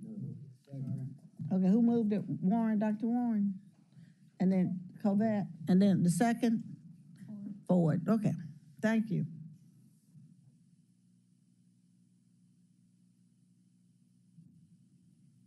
While it's pulling up, sorry. Kendra Cobbs, Division of Planning and Development. This is a special use request for a commercial parking lot, and it is a vacant property. It's adjacent to 1184 Covington Pike Road. And here we go. So this is a request from Covington Crossing and represented by Ms. Cindy Reeves. And this is located in the Berkeley neighborhood. We did send out 29 public notices. And the zoning is commercial mixed use 2 on the area, well, on the property and also in the area. And then the land use, as I've stated, is vacant. To the south is a gas station, an Exxon gas station, so that's commercial land use. Here's some images of the site. It was previously, maybe 3 or 4 years ago, it was a site for retail sales, storage sheds, and it's been vacant since then. I think that was back in 2019. So this is a plan of the commercial parking area. This is actually for MLGW vehicles. It will be a gravel parking lot, and it will be keypad entry. This proposal is inconsistent with our Memphis 3.0 plan because the future land use designation is open space and natural features. So just to conclude, the request is for a gravel parking lot. There won't be any structures on the site. The request is just for commercial parking. The site was approved in 2018 for outdoor retail sales for private sheds. And Division of Planning and Development, we are recommending approval with conditions. It did go to Land Use Control Board. Approval 8.0 on consent agenda with conditions. Conditions being that a final plat would have to be submitted and approved, and then also an administrative site plan review through city engineering, and then also state requirements, TDEC requirements regarding development near or in the floodplain must be met. Are there any questions? Thank you, Chair. I live in this area and come through here every day, twice a day sometimes. I do have some concerns and questions and comments, and I would like to have some conditions as well. This place, if you pull up the site photos, currently there's a huge problem, as you know, with homelessness. There are two homeless camps right here. One is right here. It's huge. It's like 10 tents back there and trash everywhere. And one across the street, if you look at the other side, there's a gas station right there at the corner that has all kind of stuff going on. Tires, we have been dealing with code about this for a long time because tires are everywhere, people are everywhere, cars are everywhere, all kind of stuff going on at the gas station right there. There's illegal dumping in the cove. Ernestine Cove is full of just stuff all the time. We're having to constantly deal with that. A lot of the there's a homeless camp across the street, as you know, that just came, the man that's staying right there. So we've been trying to work with outreach organizations to do something right there. There's a lot of traffic that comes around that little curve and trucks coming out and trying to get to that light to the interstate is going to be a major issue. There is a traffic light right there, and then the mosque that's there, the mosque is always, you're talking about 50 to 75 cars twice a week, parked all down the street. So this is a very problematic area. I do see how it could, I don't have a problem with the parking lot as long as it's fenced in and it's pavement instead of those rocks, because that'll just add to the trash and debris and things like that. If it's just gravel, that's just not going to work right there. So if there was some kind of way that you could mitigate the traffic situation, maybe if you went behind the gas station, put a drive there, come out at Ernestine, because you have the light at Macon, then you got the Ernestine Cove trying to come out, then you're trying to put another entrance right there before you get to the interstate, and those cars coming up and down there really fast and come around that curve. You might want to mitigate that traffic problem by going around, to the Ernestine way, or putting a light right there, because I can see a whole lot of accidents happening right there. And then if you cut those trees down, because if you just put a gravel pit right there with no barriers or no fencing, it's going to be a lot of traffic, a lot of people, there's already a lot of young girls being at those corners, standing on the corners right there, getting on the interstate. It's a bad situation right there. And it's next to this gas station. Are you the owner of the gas station? So what's going to happen on the lot if MLG&W is not parking there? If for some reason they don't use it, is it going to be a truck stop? Will trucks be able to park there? But if you don't have a fence, anybody can park there, and it's going to be fenced in. Yes, and secure. So no one is going to be able to enter. Hold up 1 second. We need for you to identify yourself. Are you finished with your questions before, so they can address for right now? it? Yes, ma'am. Okay, for right thank now. you. Okay, applicants, please identify yourself, address, and address her concerns. Thank you. Cindy Reeves, SR Consulting, 5909 Shelby Oaks Drive, Suite 200. It will be fenced. The property does not go back all the way to the trees. It's shorter. It's a shorter parcel. If you want to put up our site plan or put up the vicinity map, it's a shorter parcel than the C-store. So it doesn't go all the way back to where the trees are. So he was going to secure the site. The site has not been able to be developed because there are no sewers to it, and we can't get sewers to it. The previous developer, when he did the CP plan, had a sewer plan approved, but he never installed the sewer to serve the site. So the gas station and the tire store do not want his traffic going in their curb cut, and they've made that very clear. I don't know how we're going to get an easement across his property to get the MLG&W vehicles out to Ernestine Cove. that may be challenging. The MLG&W vehicles will all be exiting out forward.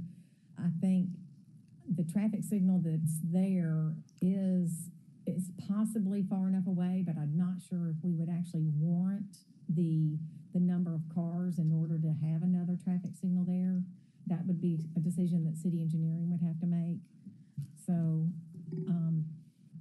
we chose the gravel just because of it being impervious and it being so close to the floodplain and wetlands, and it will have an asphalt drive that'll go in and have the turnaround, so you're not going to be getting any of the gravel onto the streets. So that was the plan, but if you want asphalt, then that's something that we can consider.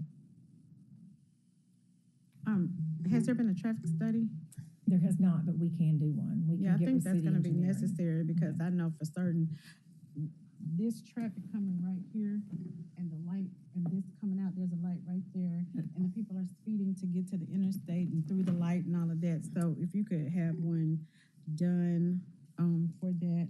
But again, those big trucks coming out of that parking, that area with the cars coming, that's problematic. So that's gonna have to be worked out. And the gravel is just not gonna work. I can just see too much of the dirt and the rocks and the grass. It's already enough debris and trash right there. This whole section right here has a lot of work to happen. You know, it's a constant area, and even though you're not all the way up, you're close enough to that encampment. Are you familiar? Have you been over there? Have you seen the encampment? They're right, they're inside the trees. Nice blue Right, tarp right there. right. Started. I've There's a nice seen them. blue tarp to welcome you. Yeah, and so, if you're just gonna put a gravel thing right there, I don't know, that's gonna be, maybe if y'all cut all those trees down right there, that might help. They're just gonna move over. Pardon me? They're gonna move over. Well, if they cut the trees down, it leads There's up a to lot the of trees interstate. out there for them to relocate to. Not in that section. And they don't own that property. The C-store owner owns the property behind. So it may be that we have a meeting with the C-store and you It's could on maybe the help us. Yeah, that'd be, outline it. yeah, let's It's on look the at it. front Let's look at side. it. Yeah, let's Let's give look us a at couple it. weeks. Right. To like to dig into it. Yeah, Are you let's in look at agreement? that Okay. and see what else needs to happen Okay. there to make it happen. I'm not saying that it wouldn't be an opportunity to put something there, but it has to be the right something and it has to be the right conditions so that it won't add to the problems that's already there. Okay, All right. so are we in agreement that we're going to delay this for 2 weeks? Can we hold it till maybe the second week in October? I mean, the second meeting. Hi. I'm hanging in there. How are you doing today? My name is Nash Hassan. I'm the property owner from on Covington Pike and 3000 Walnut Grove, Memphis, Tennessee. All right. So you are the current owner. You're not spec buying or anything. You own the property outright? Outright. Okay. That's the only thing I was going to ask for is I didn't want to delay him through a closing or ask for an extension, et cetera. Okay. Did you, I guess I'll defer. That was my question. I'll defer back to the chair. Okay. Thank you. Councilman Warren, Can I? you have another comment, sir? Yes, we're working with the MLGW on a contract, and I think they need the property, as soon as possible, and I think delaying it further. Yeah, so. Let's leave that alone. Okay, Councilman Warren, you may. It's my understanding if MLG&W is working on a contract for this spot, is to position trucks to have them available for more rapid service in the area. So, and the concern that I have about the gravel, Councilwoman Logan, is it's in a floodplain. And one of the things that you don't want is extra asphalt in the floodplain, because what that does is it takes the water that's there and makes flooding more likely. So it may be that this particular gravel, particularly if they've got a turnaround thing, won't be a major issue out on the road as much as it would be if it was asphalt there. And before we tell them to asphalt it, I think we may want an engineer to give us an opinion for that reason. And I think that's why it's that way.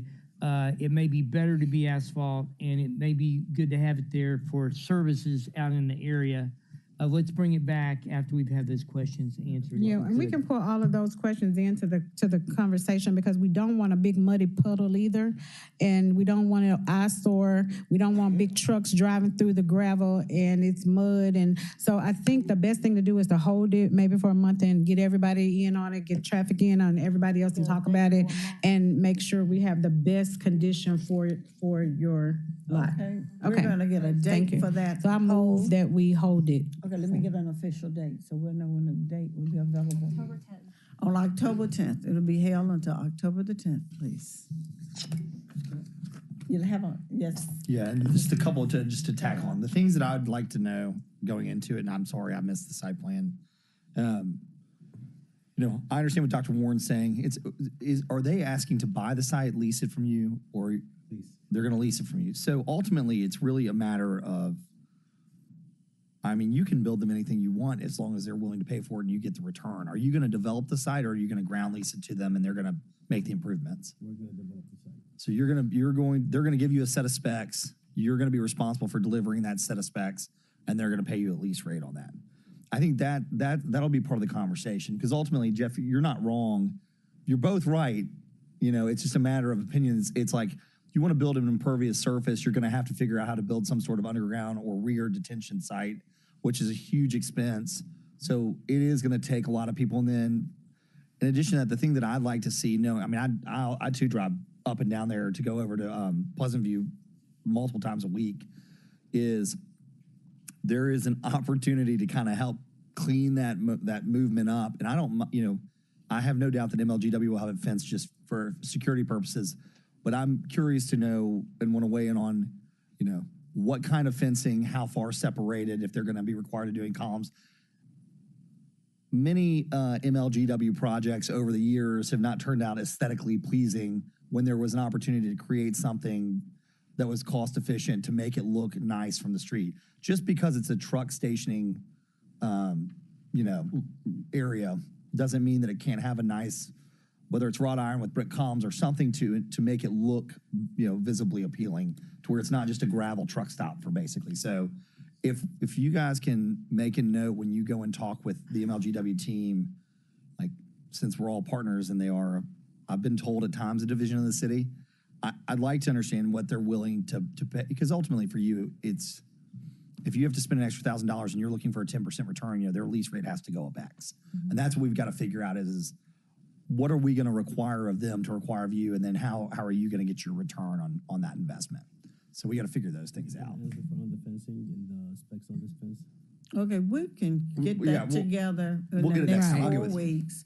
Make sure you contact Councilman Chase and Logan.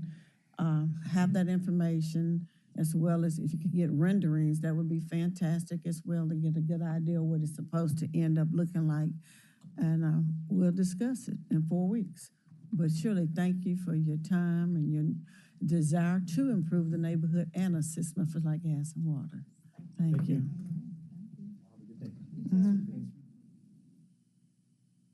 Okay, the next item is item number 4, SUP 23-17, 4757 South 3rd Street. It's a request for a special use permit to allow a group daycare for 12 children in the residential area, residential single family, R8 zoning district, District 6, Super District 8. Okay, you have a presentation? You may begin, name and address. Yes, let's get a motion on this. Motion to approve. Second. Okay, moved and second. You got that? Gotcha. Thank you. Division of Planning and Development, Alexis Longstreet. Alexis Longstreet. No, ma'am. No, ma'am. So this is a request for a home daycare in a residential single-family area located on South 3rd Street. And along with this, they're also proposing fence additions as well. This is located in the Westwood area. And so there are a lot of home daycares in this area. It's pretty common. Although it was not necessarily consistent with the land use for the area, it is consistent with the Memphis 3.0 as it has the positive impact of contributing to the childcare in the area. I have included I'm not sure if you all can see that very clearly, but those are the fence notes that they are proposing along with the property improvements. So although this is a single family home, from my understanding, it was previously used or looked at to be used as a child daycare. And so they are proposing and also have agreed to follow along with any city engineering comments as well regarding curb cuts, and any sewer or landscaping across sewage, and as well as protecting the right of way and landscaping.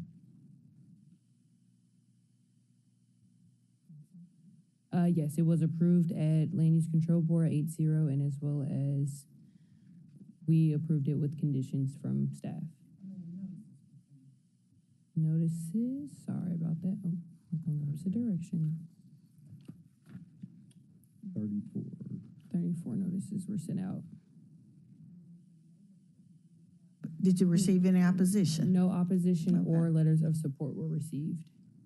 Councilman Ford, you have a question? Yes, they will be. I received their confirmation for 3:30, but did not receive their confirmation for today. I don't have a problem with that. Okay, fantastic. Okay, this particular item will be moved down. I'm sorry, you got a comment, Carlisle? Yes, ma'am. I have a so when you're doing these reviews and it's an existing facility, it's a zoning case, but I guess it's going to end up going to your group when they go for a business license or permitting. Like, has anybody?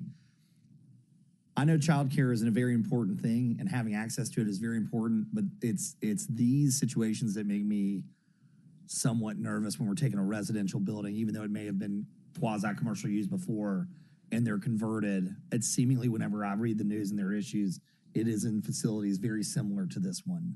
And so I'm just curious to know who's going to weigh in and what point in this process on the actual physical structure and whether it meets the needs of what its intended use. John Zena, Planning and Development. I assume by your group you mean Construction Code Enforcement. Yes. They're all my group. Yes. Yeah. But Ragsdale's here. I mean, he's Administrator Ragsdale's here. You're correct. So the purpose here is for the zoning entitlement. This particular use requires a special use permit. And then once the zoning entitlement is received, then the property owner, the applicant, would apply for the building permit for modifications to the structure for this particular use. And so it would fall under the occupancy as it's dictated in the building code. And so the requirements for child daycare would have to be met. Not necessarily, it wouldn't fall under the residential code for a single family use. It would fall under the requirements for a child daycare. And it's not only our construction code enforcement that has to permit it, but also the fire department also has to permit child daycare under the laws of the state of Tennessee. That's what I wanted to ask you. All right, thank you, Madam Chair. Thank you. We're going to let that go down without a recommendation and have more discussion on it this afternoon. Okay, thank you. Okay, we're going back to item number 2.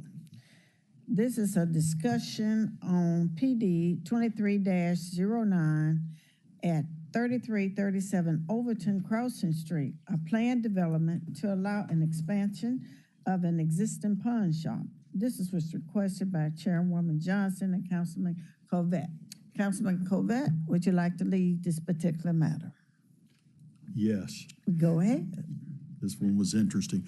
Colleagues, as a reminder, this is the pawn shop case where it's an existing facility that is proposing adding 2,000 feet to the back. And in return, they will vastly improve the facade, asphalt parking lot, whatnot. And as I called it, and I think these were my terms 3 weeks ago, it's a bit of a trick bag because a yes vote is in favor of a pawn shop, and a no vote, though, means that the pawn shop remains there as it currently is and continues to operate. Okay, it's grandfathered in. So just kind of bring everybody up to speed.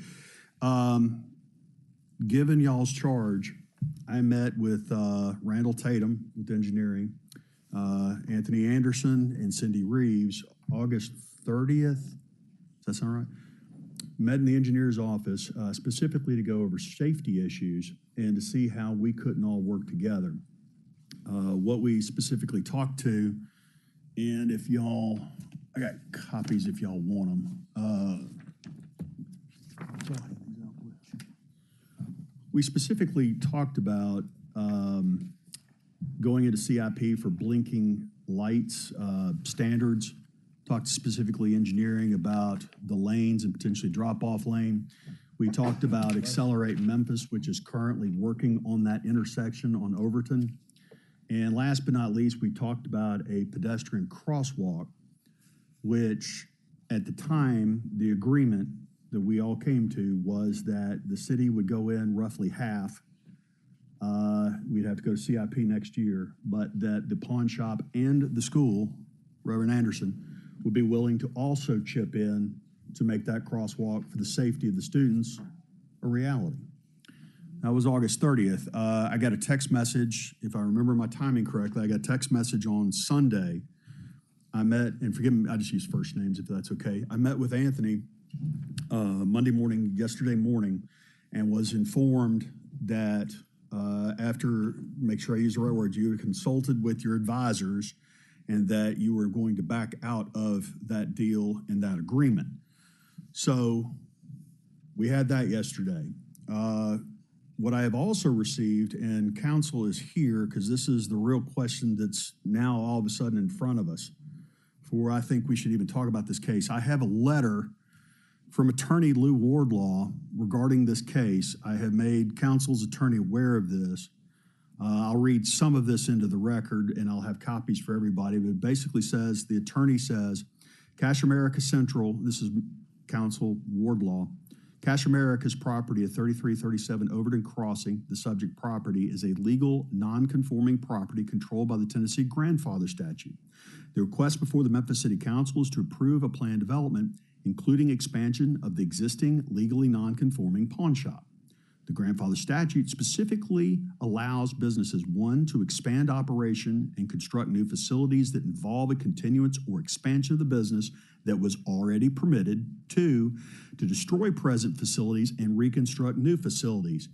These statutory provisions allow Cash America to expand the current pawn shop facility as a matter of right. The expansion of legal non-conforming uses has been addressed by Tennessee courts in a case reviewing the request, Enterprises versus City of Mount Juliet.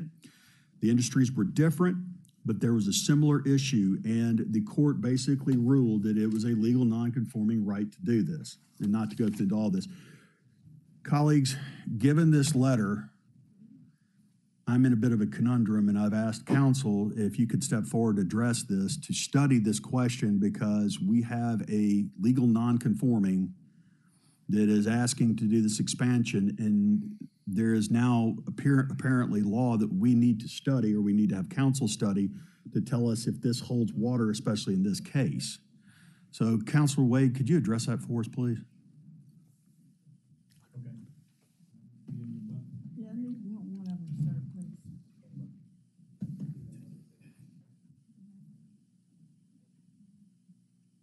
All right, Alan Wade, council attorney. I got a copy of Mr. Wardlaw's letter from Mr. Covett this morning. It raises a number of issues. One, in order to determine whether it is an existing legally non-conforming use, it is a fact-intensive thing that you'd have to make sure go through a number of different factors. My initial reaction was that if this is accurate, I don't even know why they're here. They can do all these things without a plan development, without our approval. By right. By right, but I understand, and I hadn't talked. Hold on a minute. I'm not going to dish you. I hadn't had a chance to talk to them yet. Right. I'm going to have an opportunity. I'm going to have the opportunity to talk to them because I understand that there's some reticence about them issuing a building permit for them to go forward without a plan development or whatever. So, I mean, those are all the things that need to be evaluated Because technically, you can deny it, you can approve it, they cannot issue a building permit, and we're gonna be over in Chancery Court, okay? And that's why I'm here. And if we're here, you haven't accomplished anything because technically we've had cases that have lasted 3-4 years. This pawn shop will continue to be there 3-4 years while we litigate the matter. And if we lose, then they're gonna expand and they're gonna do it anyway. So, I mean, I think you need to have some clarity about this legal issue before you do anything. That's my opinion. All right, thank you. Counselor, so if I get what you're saying, You haven't seen we approve it, that's one thing. But if we say no, high probability we end up in court, this question gets asked regardless. So colleagues, Alan, how long do you need? Month, 2 months? How long to study this? How long? I think I need that long. He said good, he don't need that. But I'm gonna need a little more than a week. All right, do you want me to table it or just hold it till 2 meetings? It's up to you, however you wanna do it, I think. All right, colleagues, I recommend we hold it for 2 meetings, but worst case scenario, if Alan comes to us earlier than that, we can notify all parties, give them plenty of time, and hear this case earlier than that, but I think that gives everybody plenty of time. Questions, I'm sure everybody. Okay. Mr. Carlisle has a question. Mr. Johnson, you may respond. You wanted to respond to that litigation. John Zena, Planning and Development. No, I think that that's proper to take a look at this over the next couple of weeks. Okay. Mr. Carlisle? Yeah, thank you, Madam Chair. So if I, just to boil this down, make sure I'm crystal clear. The council can approve it, clean it up, and it's done deal. Or if we don't, or we sit on it, you're gonna end up in Chancery Court. Assuming you want to take an adverse position to theirs. Correct? The issue at hand is whether or not you're going to issue the applicant a building permit based on their legal position. And if you say no to that and they choose to proceed forward, the city's now adverse to their position. Therefore, they're going to force litigation. Then you guys are going to mediate. Am I starting to track along? John Zena, Planning and Development. Councilman, the non-conforming provisions of the UDC do not say what this says. So that's why I'm suggesting that maybe some time might be useful. Yeah, no, I agree with that, but I'm just saying, let me go ahead and think a couple extra steps down the road. Under the city's current code, no, we would not issue a building permit. Okay, so yes, got it. Attorneys. All right, thank you, Madam Chair. Which side you're on. That's all a matter of position.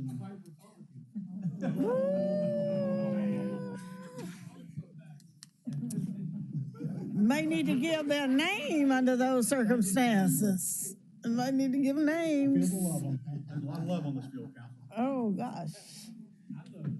I don't know. I asked for the name if he gonna quote somebody. We have a hold on the floor with the proper second. We can.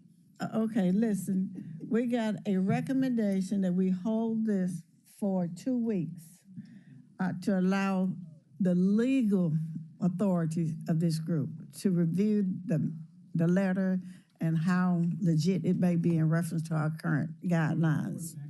Okay, so we're gonna do 2 weeks. No, ma'am, 2 meetings. I thought you said 2 weeks, 2 meetings. 2 meetings, and if Alan comes Okay, back early, so in 1 month, that goes back to October the 10th. So we'll be back at October the 10th. And if for some reason Mr.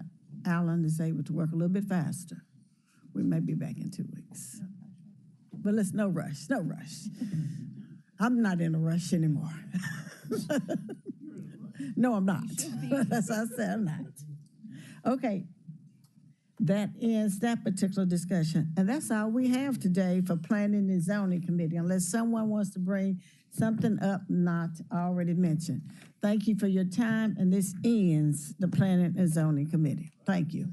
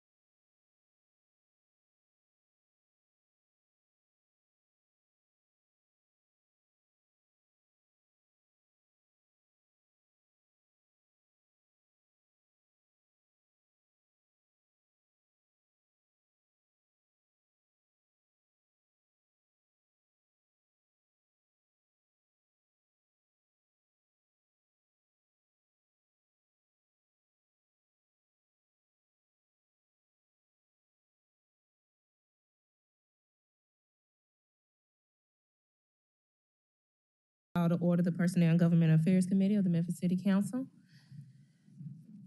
I'm sorry. I'm used to, okay, please call the roll. Sorry. Councilman Jones, Councilman Ford, Councilwoman Logan, Councilwoman Swearingen Washington, Councilman Smiley, I'm here and I'll be here for 4 years. We didn't ask Councilwoman Robinson, Councilman Canali. Turn your mic off, Smiley. Chair Easter Thomas. Present.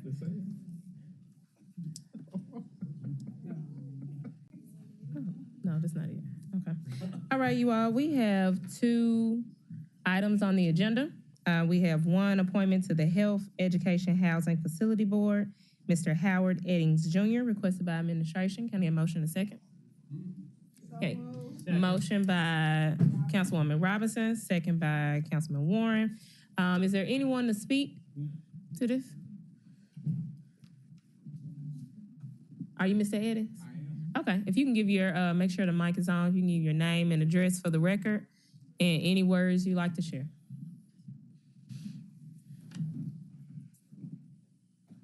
Good evening. Is it on? Afternoon, do you see it? You see it lighting up? Yes. Okay. My name is Howard Eddings. I am a lifelong Memphian, and I take this appointment very seriously. I'm a strong advocate for housing, education, health, and the facilitation thereof.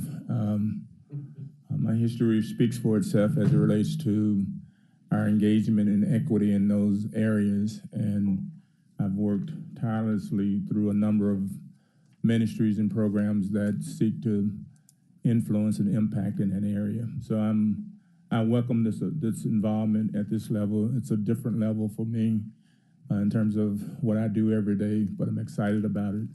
And I take service very seriously. So thank you for getting to this point, and I'm eager to serve. Thank you. Any colleagues? Yes, Councilman Warren. Can you describe and help me understand what this board does? What do you guys approve, and what are you going to be doing on this board? Well, I didn't know I was going to be taking a test, but since I am. It's not really a test. You're educating a poor. Well, I think it may be better for you to ask that question of someone who has been more involved over time with that. But based on my recollection and my experience with this board, it does has some authority to approve, I think, pilots or at least some tax savings for folk who may be providing housing and education facilities or health facilities. And so what I see my role is in that is to help to provide equity relative to people who may not have equal access, perhaps, or in communities where that are underserved. And so I have some growing and some learning to do, but I hadn't started yet.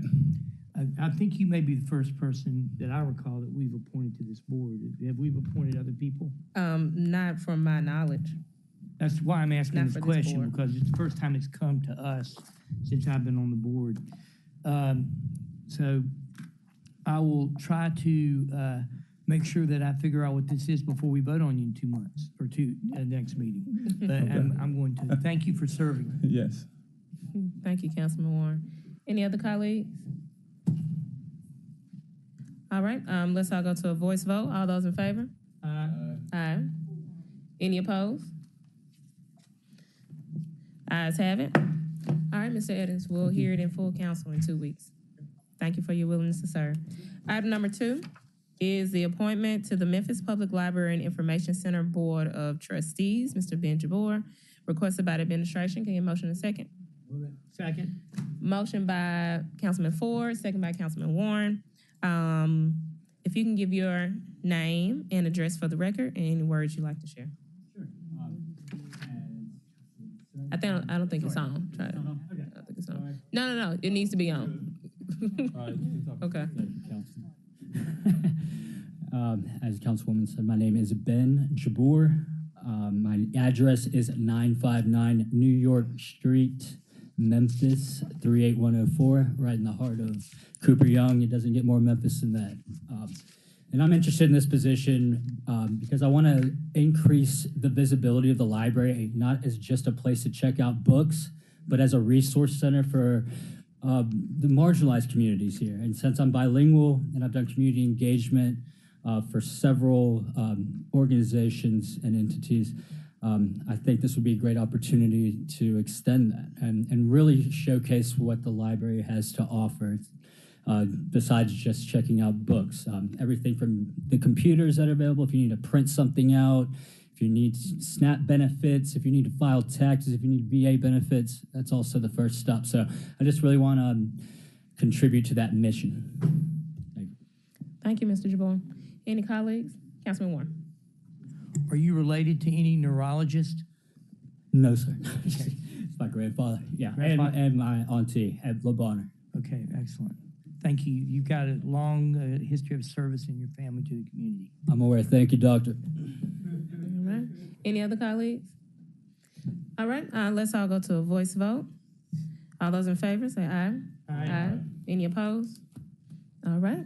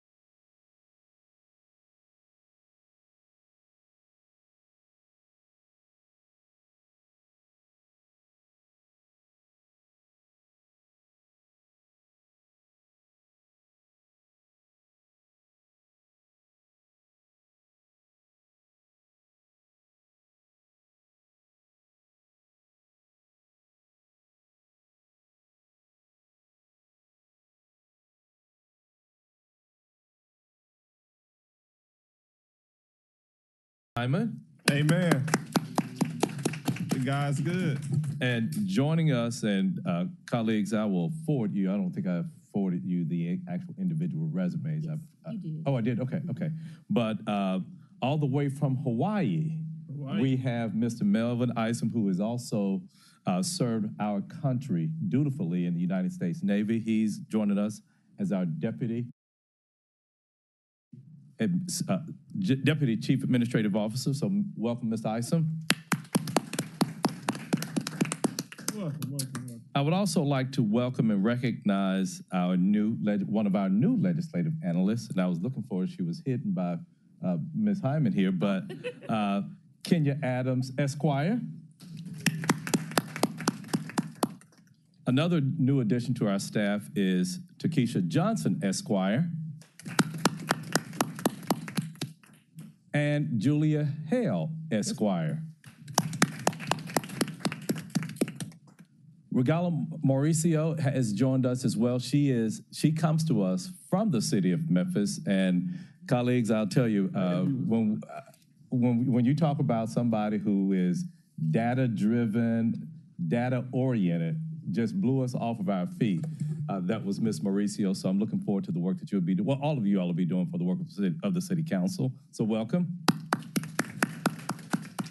And also, Mrs. Valda Ray Lewis. I'm always, being the football fan that I am, I'm always going to be, it's going to be so easy to remember your name, but she has joined as our grants and office administrator. She served previously for the state of Tennessee, so I know that she has a record of public service, so welcome to the Memphis City Council's office.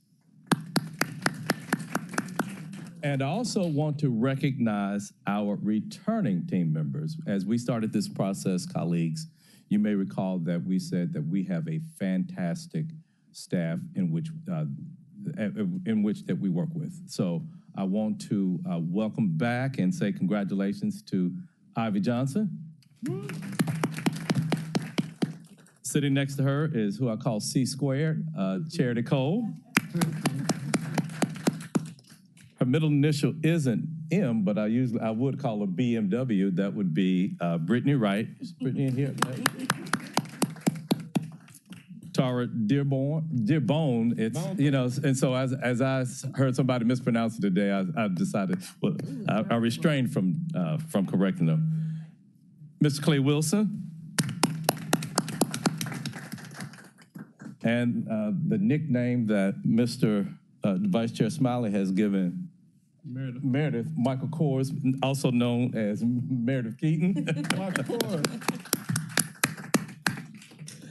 And Liza Crichton, who has been an asset. And I just want to say that during the, starting in 22, when we had quite a bit of experience to walk out of our doors, Ms. Crichton came in and held this office and did a fantastic job. Absolutely. So I want to recognize you and welcome you back to the team.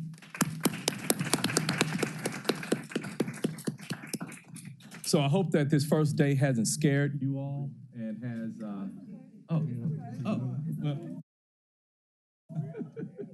well, look, I'm just going by the script.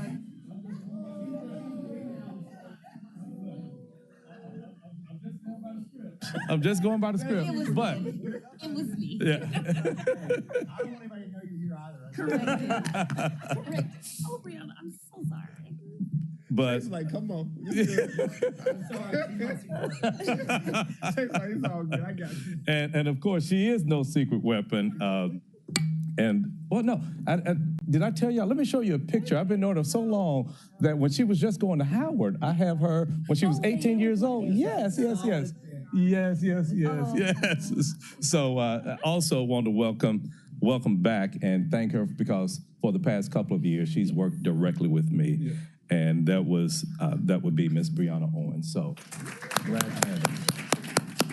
And look, as I've told everybody, she automatically excuses me because she knows that her mama and I are high school classmates, and she knows that her mama forgets stuff just like I do. So I know that she's not going to hold it against me.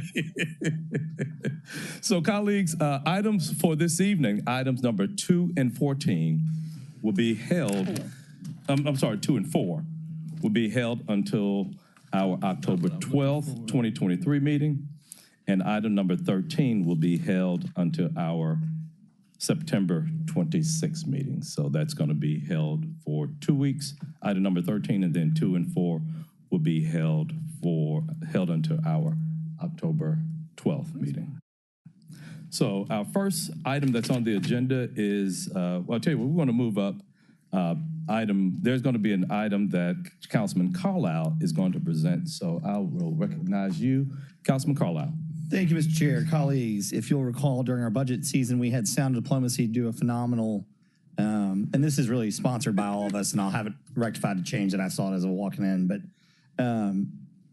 Sound Diplomacy is a group that came and talked about doing an economic impact study and workforce development study utilizing music assets in and around throughout the city with one of the best lines I think I've heard, which is, "A song can be a pension." This is directing the administration department to grant that money to the Greater Memphis Chamber, who's going to facilitate with a $150,000 private match for a $300,000 study. And so I would ask that we pass this tonight with same night minutes so that they can get going as soon as possible. The Chamber has raised their half of the money, and so they are anxious to go and complete this study. With that, Mr. Chairman, I would move it to the floor for approval. Okay, is there a second? Is there a second for that item? Has been seconded by Councilman Warren. Any members would like any questions, provide any questions on this item? Seeing none, without objection, this item will be added to our agenda tonight as item number 26 with a request for same night minutes. And if it would reflect, unless any other member should choose not to, that it'd be the entire city council as the sponsor. Okay, so if there's anybody that's present that would not like their name included on there, please state so at this moment. So it will be sponsored by the entire city council that are present. So our next item is item number 2, referendum ordinance to amend pursuant to Article 9, Section 9 of the Constitution of the State of Tennessee, Home Rule Amendment, provisions of the Charter of the City of Memphis, the same being Chapter 11 of the Acts of 1879 as amended relative to partisan elections for the offices of the mayor and the city council members, and to repeal all provisions of the city's charter inconsistent with this amendment. All council districts, this is sponsored by yours truly. So colleagues, I just wanted to provide a couple of comments that I've prepared for this item. And I'll start here. We find ourselves in the midst of city elections for council members and the city mayor. For the city mayor, we have 17 people vying for that office. As a result of a lawsuit filed in 1991, we also find ourselves in a system where there is no runoff election for the mayor seat or super district seats.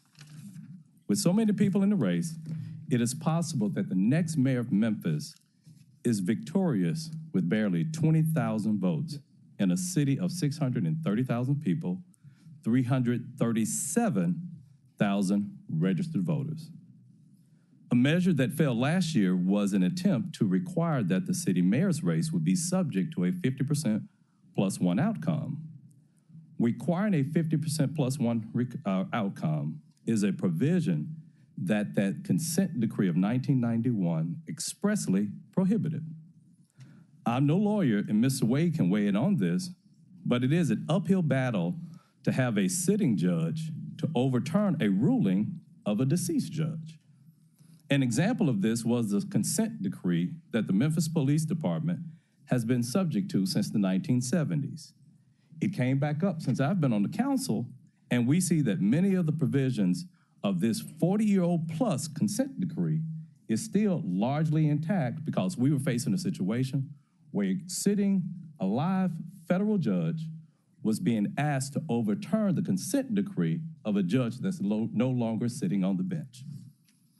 Republican State Senator Brett Taylor, in a recent Daily Memphis article, is on the record saying there are several good Republicans running in those races. He was referring to races in the suburbs. But there was only one progressive candidate. It worked out okay. But we run the risk of having candidates stacked in these races, multiple Republicans and one progressive, and the progressive wins. It could potentially happen in the future. He goes on to say, the battle for our conservative values is not being fought in Congress.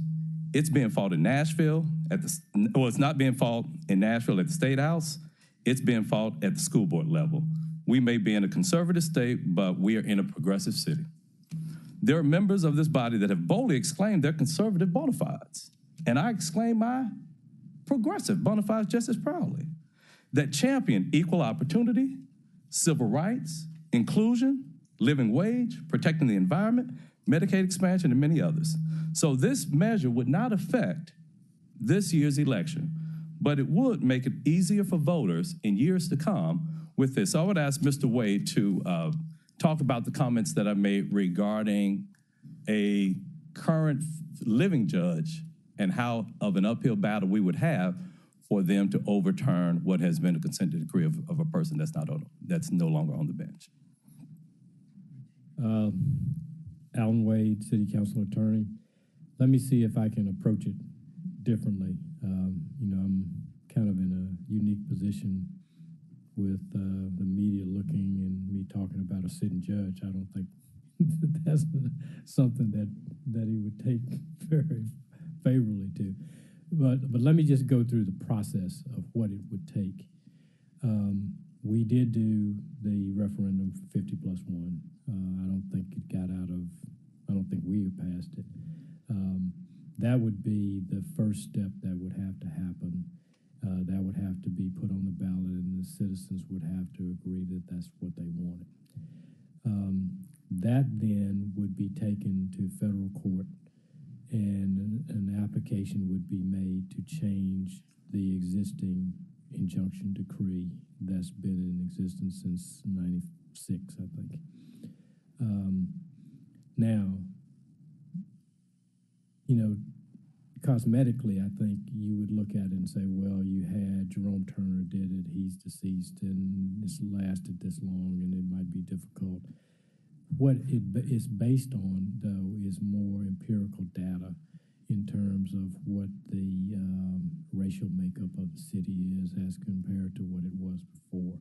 It would be expert-driven, and that's, as I told you, that still doesn't guarantee that that's how a judge would decide it. But that's the step that would have to take place. And so your solution would be to deal with eliminating runoffs completely, and therefore having partisan primaries, which would in essence probably still be 17 candidates for mayor, but one person would come out of it, and then you'd have a general election of the two last standing people. So it, in essence, is an indirect way to get a runoff. In essence, you would have the major thing, boil it down to two people, and then that's essentially what a runoff is. So the two the things that it would eliminate would be not having a runoff in the mayor's race, not having a runoff in super districts. So I'm not here to talk about the politics of partisan elections or nonpartisan elections, or whether they're good or they're bad. No. But the main thing is doing it this way, we would not have to go to the federal building and get a sitting judge to overturn it. I don't believe you would have to. And so that's the basis for this, knowing that we would not have to go through those steps, putting it on the ballot, 50+1, making the argument, having the empirical data, having the expert to come in. This, as you understand it, because a primary was not prohibited in that consent decree, would not be part of this. No, I don't believe it would. Now, that's not to say somebody might not bring a challenge. But as it stands right now. Yeah, as it stands right now, Okay. I think it would. But again, I think it has as much weight as a 50+1 referendum as well. So, I have Councilman Warren in the queue and Councilman Carlisle and Johnson. I definitely appreciate the thought from Councilman Jones about trying to see if we could come up with a little bit less chaotic way of having a mayoral election and making sure that we have more people voting for whoever finally wins that race. However, I think that we got to the point of where we are with this consent decree because we had a system that was inherently not fair. And it kept minority people at that time in the city from actually having representative government and representation on the council. And although this particular solution would probably eliminate any runoffs in the future, it would put us in a partisan type situation as far as how we're governing. And I think one of the strengths of our council right now is that even though I'm a Democrat, other people may be Republicans or independents, we can rule toward the center, which we don't necessarily always do in other branches of our government in our county and also in our state. I agree with Councilman Jones that we need to revisit this, and I think we probably should do that in such a way that what we do is actually think we take it back to the judge, and we do get experts, and we do try to come up with a system that may be somewhat more, I guess, in my mind, fair. And because right now we have no Latinx members of our council, and we don't have a situation to where it's easy for one to be elected. So I think, just like we attempted this and we started off using Councilwoman Easter Thomas's committee to begin this process, I think we've got 4 more years before we're going to have to do this again. We can start this process up in January, and I will commit at this point in time to be involved in trying to come up with a system that would do this. I don't think going for partisan elections is the best way to do it, much like, and we're going to go back to our old days on the board, I didn't think giving up our charter was going to be the best way to consolidate our schools. And I think at this point, it's sort of like a nuclear bomb when we really need to finesse it and get it right. So I'm not for this particular move, but I am behind the sentiment.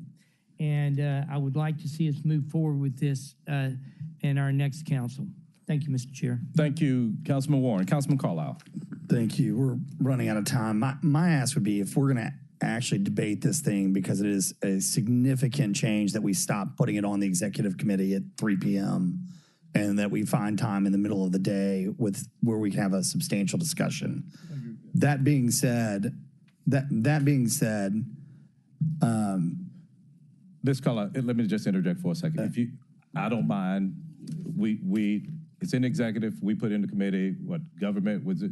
Yeah, I mean, wherever you want to put it. I mean, we put it in all. I mean, I don't care. Wherever. Yeah. Sometime in the middle of the day where we know everybody. Most people are here by 10, 11, like where we can get a good hour to talk about this, So, yeah, trust me. But anyway, my point is, and just to move it along, is I hear the thought process. I've expressed my extreme concern with the partisanship and how toxic it's been. You can't point to the state of Tennessee and talk about how toxic their supermajority is and then say, we want it down here. And the idea that it would stop people from having 17 people, it wouldn't. You could have a Republican candidate, a Democratic candidate, and 15 independents. But what it does do is it stops people from really actually digging in on what people stand for. I hear the term, Worth Morgan's former opponent, John Merrick, hated the saying that, there's no partisan politics and potholes. We need a true progressive. And then goes on to talk about funding MATA, funding youth programming, funding affordable housing.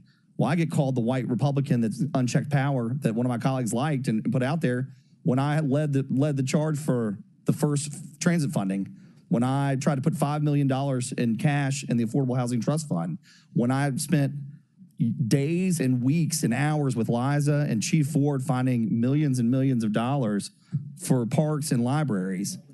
And so I don't understand why we try to put people in political boxes in a two-party system when it's never that black and white. And the idea is that and to watch the county commission spend hours and hours debating who the chair or chairperson is going to be, and those that were going to vote to cross party lines were going to be de-bona-fide as a threat. It's just not pragmatic politics for the way that Memphis can move itself forward.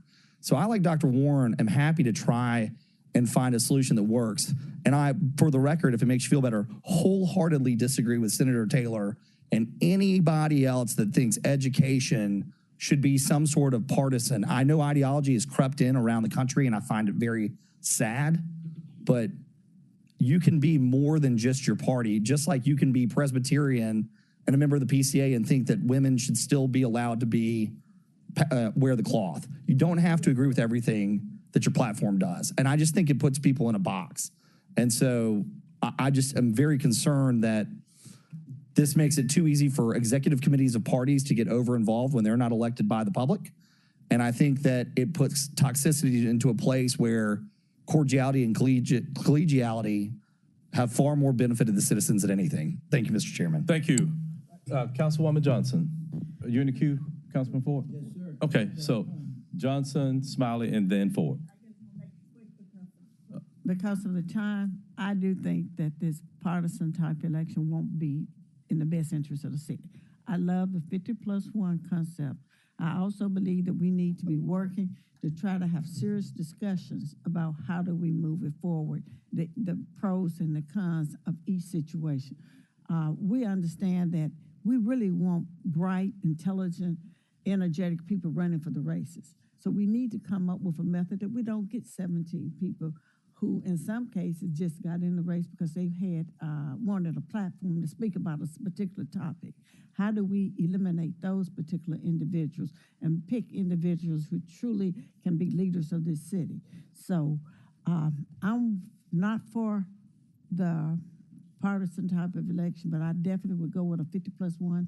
I think if it takes court action, let's go through the courts, let's fight it and go from there. So question, if it fails in the court, then what? We go back to partisan, I guess. Okay, But gotcha. we, at least I think it would. I think times have changed, and everybody understands there's a need for a change. Okay. Vice Chair Smiley, followed by Ford, and then we'll go downstairs. We'll push this to another committee. And I'm have a gonna more robust channel my discussion. inner Chairman Jones and tell y'all, I told y'all so. I told y'all so. I told y'all so. I told y'all so. Now, at some point in time, when there was an individual seeking the appointment, there was a particular council member who opposed a 50+1, and it fell by one vote. And we're talking about how can we do this better. Let's say this particular council member proposes the same thing, give the people an opportunity to vote. And I'm not sold on taking, voting for a partisan election. But what I am sold on is 18 people running for mayor.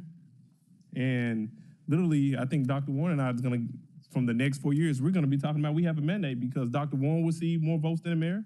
I will receive more votes than the mayor. You gotta be careful about that. And we're going to be saying we have a mandate.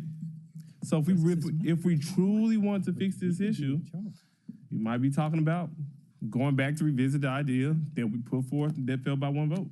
I'm not opposed to it, but I think we just have to make sure what we're doing is truly putting people in a better position. And I think 50+1 will do that.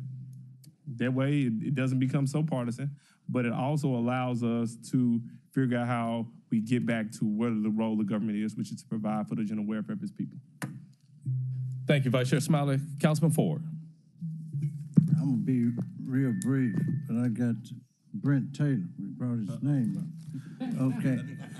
Maybe she needs to go back into history about 20-some years ago when she served with me on the council. Okay, you remember. Hey, he thought he was part of the Black Caucus. We're talking about partisan and nonpartisan, okay? He had to become that, okay? But he gets up there in Nashville and he done lost his mind. he done went back to where he was, but maybe he needs to come back and spend a day here with us. I'm just being honest. Yes, sir. You know, because, hey, it was a certain way, and, hey, and us few black that was on here said, you want something for your district? You must vote our way.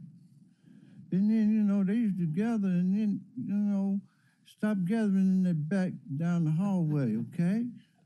That's where they gathered, okay? And you still gather. You know, come out from back there. You know, that make me feel like, hey, y'all putting us in the back of the bus and we're in the front of the bus now. But you had to kind of realize the way you remember those days, okay?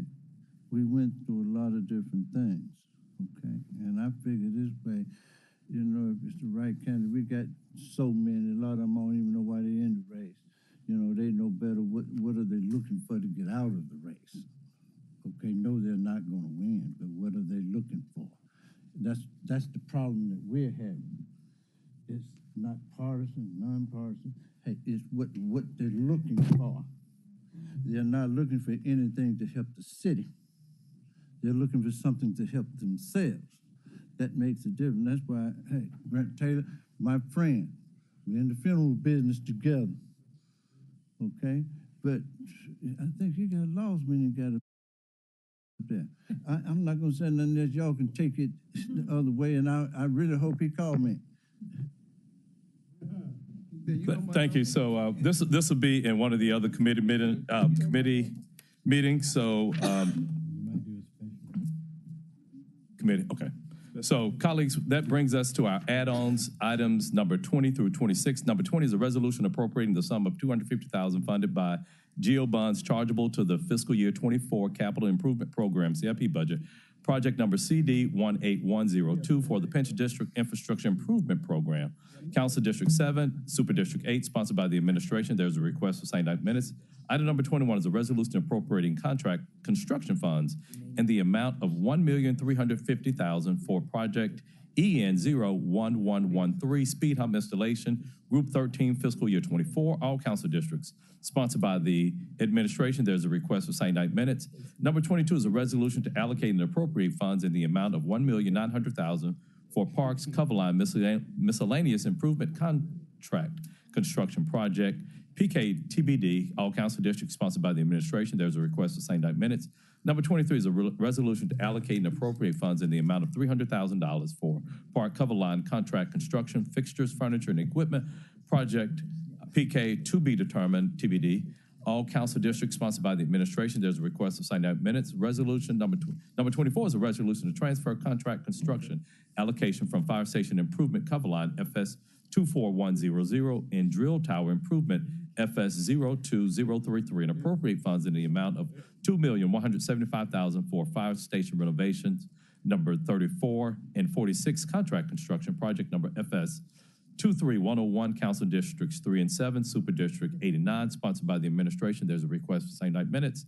Item number 25 is a resolution to transfer contract construction allocation funds in the amount of $322,437 from Drill Tower Improvement Project FS 02033 and appropriate funds to contract construction costs for Fire Station Canopy Porch and Patio Project Phase 4, project number FS 23102. All council districts sponsored by the administration. There's a request for same night minutes. And our number 26 is going to be a resolution to allocate and appropriate $150,000 to the Greater Memphis Chamber for its work in partnership with Sound Diplomacy, sponsored by all council members that are present. Request for same night minutes. So our same night minute items will be 1, 6, 7, 9, 10, 20, 21, 22, 23, 24, 25, and 26. Is there any other business to come before the